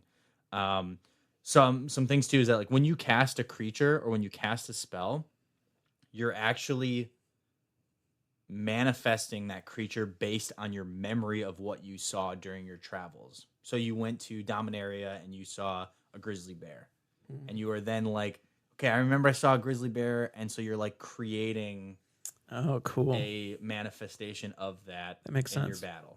Yeah. Which is also too why the legend rule exists, where you're pulling, so like, you cast, Ulamog. You're like remembering what you saw, and it's so mighty and it's so big and it's so powerful that you can only remember one at a time. You can only have one at a time because you can only remember the one. Also too, you have a max hand size of 7 by default, because that's how many things you can sanely remember at a time. Okay. And so there are kind of some fun facts, but like a lot of the artifacts that you have that like make it so you don't have any max hand size, like a Thought Vessel, or just spell book, are like no things to enhance your memory or to write them down quickly so you can remember it, so you don't have to keep track of it in your head. Just kind of interested. That's a kind of an interesting lore thing. Another fun little interesting lore thing too is like Force of Will, for instance. The mechanic of that card is that you have to take 1 damage and then you discard a blue spell, and then you can counter a spell. And so you're literally like hurting yourself to be able to stop your opponent planeswalker to be able to do what they want to do. That's cool. And in the process, you forget one of the things you could have casted, like one of the creatures you saw or whatever on your travel. Also kind of like, like you said, kind of this is like a Luke Powers theory, but like, the back of your Magic card looks like a spell book. So it's like, that you're bringing your spell book with you, when you go to fight another planeswalker. So despite what the movie director says, that there is like flavor text on the back of your Magic cards, it's actually, it looks like it could be a tome. Yeah. That's I like the that cover of, your memories from your travels, basically. That's cool. So, but yeah, so I've now told you about like the background of Magic the Gathering's lore and where everything comes from, these things you've heard. And now I kind of want to talk about the current state of Magic. Okay. So yeah, what do you think about the current state of Magic's lore and story? Like, what are your thoughts? Well, so obviously we've taken issue with kind of the existence of universes beyond for a lot of reasons. Yeah. But even within universe, I was talking earlier about like these hat sets where like we went to Thunder Junction. Yeah. Or, even this Ether Drift set, or Duskmorn, which are just kind of like they're tropes on like old spaghetti westerns or 80s horror. I feel like regardless of me not really knowing the full story of what's going on those planes or in those sets, it feels like the flavor's taken a step backwards, and we're at a point where, like, yeah, Universes Beyond is also, it doesn't directly connect to the story in any way. And so because now we're in this era of like half the sets in a given year have nothing to do with the story, Yeah. then the other half of the year is not even set on a Magic plane. Yeah. So it's not that it's non-existent, it's just that we're so distracted by everything else going on in Magic the Gathering that we haven't had, to me it feels like we haven't had like a solid story focused Magic set in a while. Agreed. So hopefully Tarkir is what turns the ship around a little bit. Yeah, hopefully. I would also say too that Universes Beyond in itself just doesn't make sense with the lore mechanics that Magic has set up over 30 years. So, Universes Beyond. So it's a universe beyond the the Magic the Gathering planes. But how are we able to, like, based on the lore I just told you about what happens in a game of Magic, it's like, how, like, are you telling me that people like Jace and all these planeswalkers, even a Johnny, even though I hate him, but like, so you're telling me that like a Johnny has been to the Spider-Man New York world and that's how we're able to cast those spells? Like, right. Like you know what I mean? It just doesn't make sense. It's like, it's a universe beyond, but how am I able to cast those spells in a game of Magic if it's beyond Magic's set of plane? You know what I mean? It's just like doesn't make sense. It's like, a planeswalker would have had to travel to that plane in order for you to play those cards. Right. And so it just doesn't align with, the lore that's been set up for 30 years. So it doesn't really make a lot of sense. They need to either like clarify that or even just be like, hey, our, Star Wars Disney this and just be like, that's all legend. We're coming up with our own new lore. Like, I don't know. It's a little weird. Also, another thing too to bring up is, I brought up that Tarkir in 2014 was when Magic started to explicitly like handle the like, here's short stories about our planes and our new sets that are coming out. And I think a lot of people thought of it as like marketing, but I actually think that, that was around the time that Netflix started becoming interested in Magic the Gathering, and they started, that's when they announced that they were going to make a Netflix show. So I feel like Netflix looked at the Magic, was like, okay, this is all really cool. All these worlds are awesome. People love this IP, but we can't tell a cohesive 8-episode show on this information because it's not explicitly told to us. And so I think that at that point, Magic, this is all theory, Wizards was like, hey, we need to start explicitly telling the story of Magic so that, Netflixes and Amazon Primes and all these people can pay us to make shows, and, or video games can come in here and start making action adventure games based on our worlds. So yeah, I think and also too, like, the modern storytelling, like, it's just really poorly written. That's another part of it too. It's just like poorly written. Like there's an excerpt from the Aether Drift that was getting passed around the internet. It was just really bad. It was just like Chandra talking about like what she's seeing on her tablet screens, and like it's. I mean, I don't know if you want me to read this, but it's pretty rough. Yeah. Let's hear it. So this is what it says. It says, as Spitfire walks into the garage, Chandra Nalar's face is smiling across all their screens, from different angles even. The various networks can't get enough of her. And how could they? An interplanar savior, born right from Avashkar, a defender of the new city whose mother facilitated the Indigo Revolution. Why wouldn't she, get all this airtime in the world? And Spitfire frowns. A button on her bracers interferes with the tech here. She mutates the screens. Hey, I was watching that, calls the mechanic. You got to give your auntie a warning before she gets disturbed from her workspace.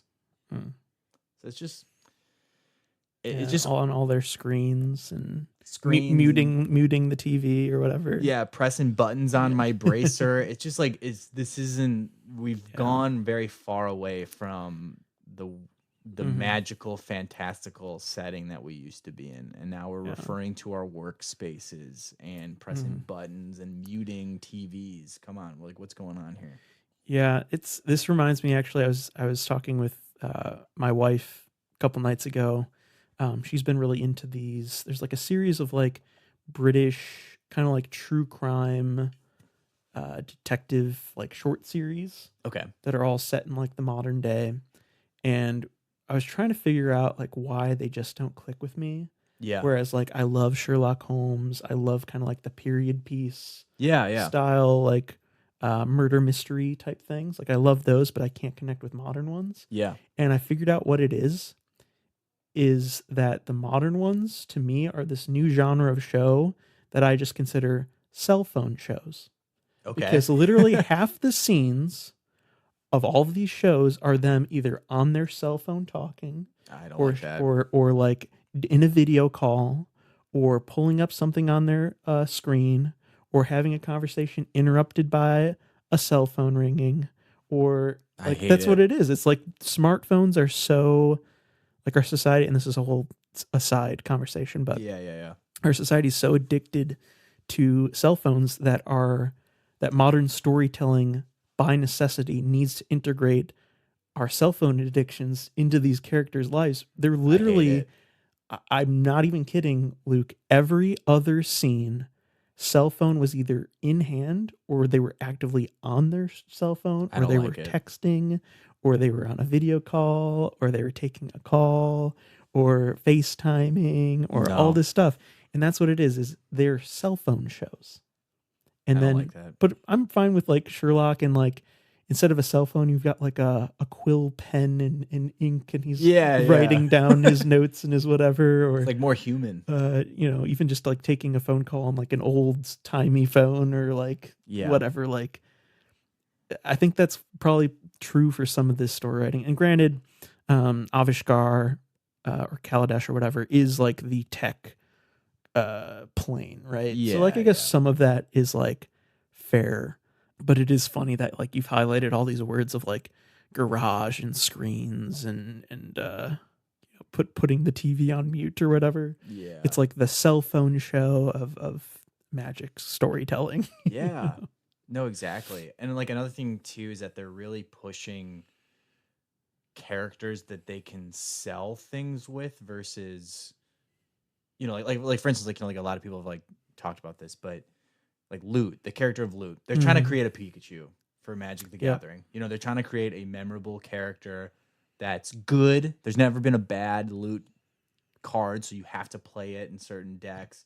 But then also it's a cute, cuddly character that they're trying to make a mascot for the whereas previously, like, who were the mascots of Magic? It was like Liliana, it was Jace, these like adult characters with actual backgrounds and stories to them. So it's they're dumbing down the story for modern audiences. Is that was the when I worked in games, that was the thing I kept hearing, is like, well, we have to change, we have to dumb this down, or we have to make this, not, they wouldn't say dumb it down, but they were like, we have to simplify this for modern audiences, is what I would hear all the time. So it's just, there's no, it's all least common denominator, audience participation is what's happening to the story of Magic. And frankly, it doesn't make sense with the lore that they've laid out. Okay, so my last little bit here that I'm going to talk about is just very briefly, this is my 2 cents of, if I could give any, if any Wizards of the Coast employees are listening, which I doubt they are, but if they were, this would be my advice to you guys. Fix your lore, and I think that a lot of the problems people have with hat sets and all this stuff would go away. I think a lot of this is, at the end of the day, the lore is, and the story you guys are telling is the central aspect to why people have fallen in love with your IP. Obviously you guys make a great game too, like obviously that's, why most people play, but I think people stick around because they love, the lore and they love the settings. And so my advice to you guys, if you guys are listening, which I know you're not, but is number one, you got to redefine how Universes Beyond fits within the lore's ecosystem. You gotta just tell us that, because it doesn't make sense. It doesn't. So right now, as it stands, Jace and Johnny and Liliana have all been to New York, have all been to 2025 New York, where Spider-Man lives, and you've been to the pineapple, SpongeBob SquarePants world. It doesn't make sense. Yeah, because if we're using that basis of like when we sit down to play a game of Magic, this is what's canonically happening, or like this is like what we're doing is we are planeswalkers and we're pulling memories from these places and for our spells and stuff like that. Like we are when we sit down to play Standard now, because Universes Beyond are legal in Standard. Yeah, we are pulling from Bikini Bottom or whatever. Or I guess that's not the greatest example, but literally Spider-Man, New York City is Standard legal. Yeah. Final Fantasy world will be Standard legal. So Cloud Strife or whatever his name is, Sephiroth. Yeah. Those are characters who now have interacted, like you said, with Ajani and Jace. Yep. And like, so how, I think that's a great point, Luke. How does that make any sense at all? Yeah. I mean, it makes sense for them to go to Bloomborough and to, to Aether Drift and all these other like that makes sense. But, how did you guys get to The Walking Dead? To Alabama? No, what? Probably down south. Somewhere. Down south. I don't know if it's Alabama. I don't remember. Louisiana. I don't remember where The Walking Dead takes place, but it's in the south. I thought it was. It's either Atlanta or. Oh no, it's Atlanta. It's Atlanta. Georgia. Yeah, so it is Georgia. It's like how. So you're telling me a Johnny, the anthropomorphic cat man, has been to Atlanta? How did that go? Please tell me. I want that. I want that lore book. I want that short story. But yeah, so number one, we got to fix, we just need an explanation of how Universes Beyond fits in with the lore. And then the next part of it too is that this is going to sound a little, this is opinionated here, but I think that Magic the Gathering's lore needs to go into a show, don't tell story structure, similar to how Souls games work. So you're thrown into this world of Souls games and it's very hard and you're fighting and you piece it all together yourself. Yeah. Through item descriptions and through boss fights and through the little bit of NPC interactions you have, people have been able to fit together these incredible, interconnected worlds and lore. And I think this is actually, if you think about it, Magic the Gathering's, format for telling stories works very similarly. I think Magic is very good at setting an atmosphere, a tone, and a flavor. And we have card art and flavor text. Just tell us the story through card art and flavor text and let us, the readers, figure it all out. Let us come together. Let us get on the forums and figure out, because that's how Souls gets put together, is that it's all through Reddit posts and the community is the one that puts together the story. So in the same way, I think that Magic would really, really benefit from the same story structure, where it's just like, you don't tell us anything about it. You show us artwork, you show us flavor text, and you let us put together the pieces of the cards. And also, frankly, too, I bet you would sell more, too, because I think people would want to buy more cards to be able to put together the story. Yeah, and I think that's kind of when you first, at the top of the episode, when you asked, like, what I know about the story, that's exactly what I said. It was like old cards. Like, what I'm familiar with, because I'm not a big lore guy, I think it's interesting, but what I'm aware of is like through all these old Magic cards that used to take this approach and like tell the stories through the cards themselves. And I think it's definitely been missing to some extent. Like there are some cards that I think that it literally says on the bottom of the card like story highlight or something like that. Again, common denominator, Yeah, and they typically point to like, hey, here's a story highlight that you can go read on our website. And I do think that like in continuing to write those and have those little short story lore bits, I think that's that's great, and it's a great way of literally displaying like kind of what's going on the plane where the set is taking place on. But yeah, I like this idea of the Souls approach because that's naturally what I love, being a huge FromSoft fan, and I've always got an Elden Ring playthrough going at any given moment. Yep. Real quick, right now I'm doing a bow only build, and then I just started. Awful. Oh, it's horrible, but it's so much fun. Okay. I will say Malekith bow only might have been the worst thing I've ever done. But all right. And then I'm doing a prophet character class run where I'm only using the gear that you start with as a prophet. So it's going to be like a faith build. Anyways, I love like looking at, the prophet's garb and reading that, oh, well, he was ostracized for his beliefs. Yeah. So now he's like a nomad or whatever, trying to like, I just love digging into your character through like the things you carry with you. And so Magic, through the cards you carry, through the cards you play with, being able to piece together what's going on in the story or on a given plane is a really cool way for players like me who aren't aware of the story to actually like see it in action. Yeah. No, for sure. So yeah, those would be my my last final thoughts on how we could, fix the lore and Magic, and then ultimately, I think it would fix a lot of people's problems with the game. It's like imagine if we got Ether Drift and they didn't have any of these stories and we didn't know anything about it, but we just saw the cards and artwork and we had to put it together.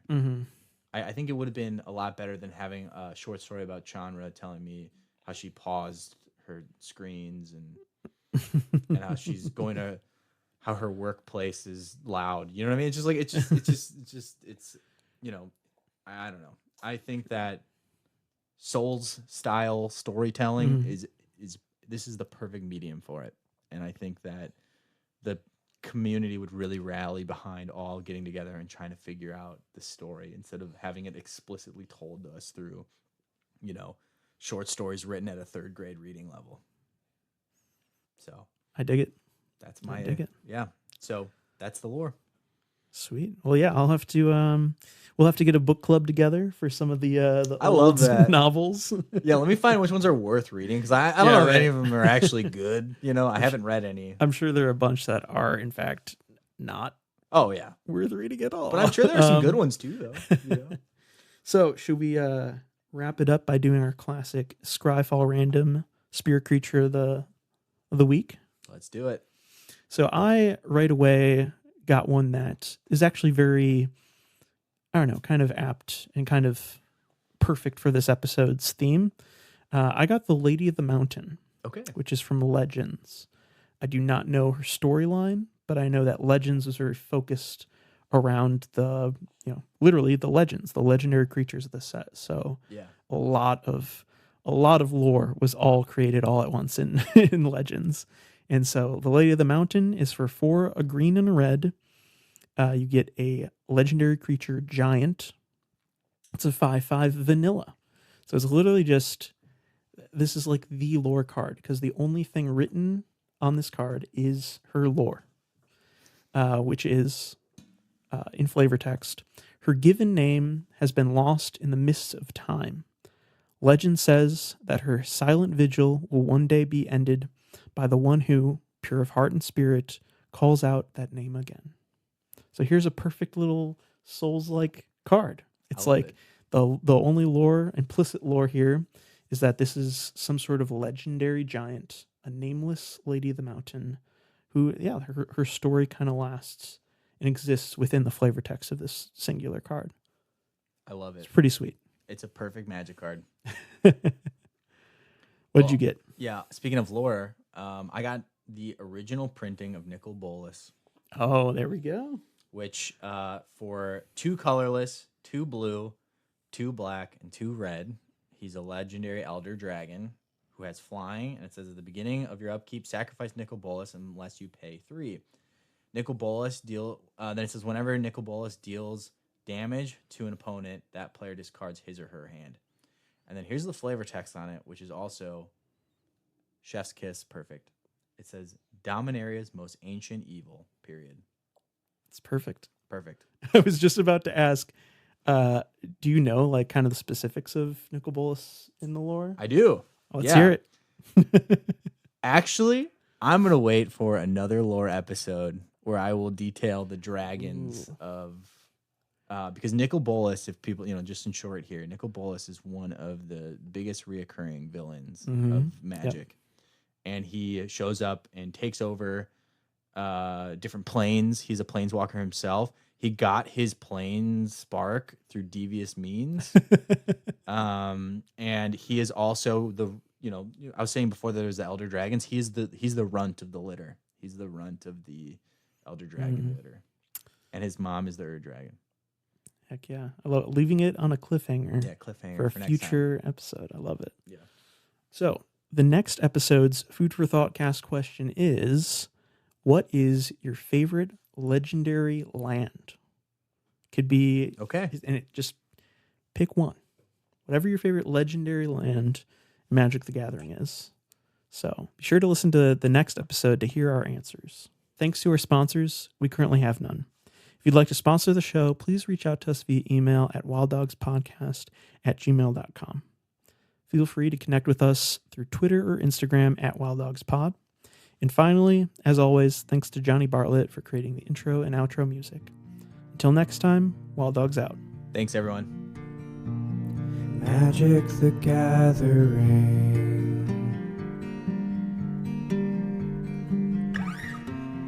Gathering magic with my friends.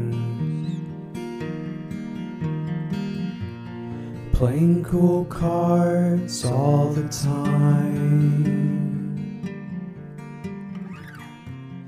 Tutoring love for all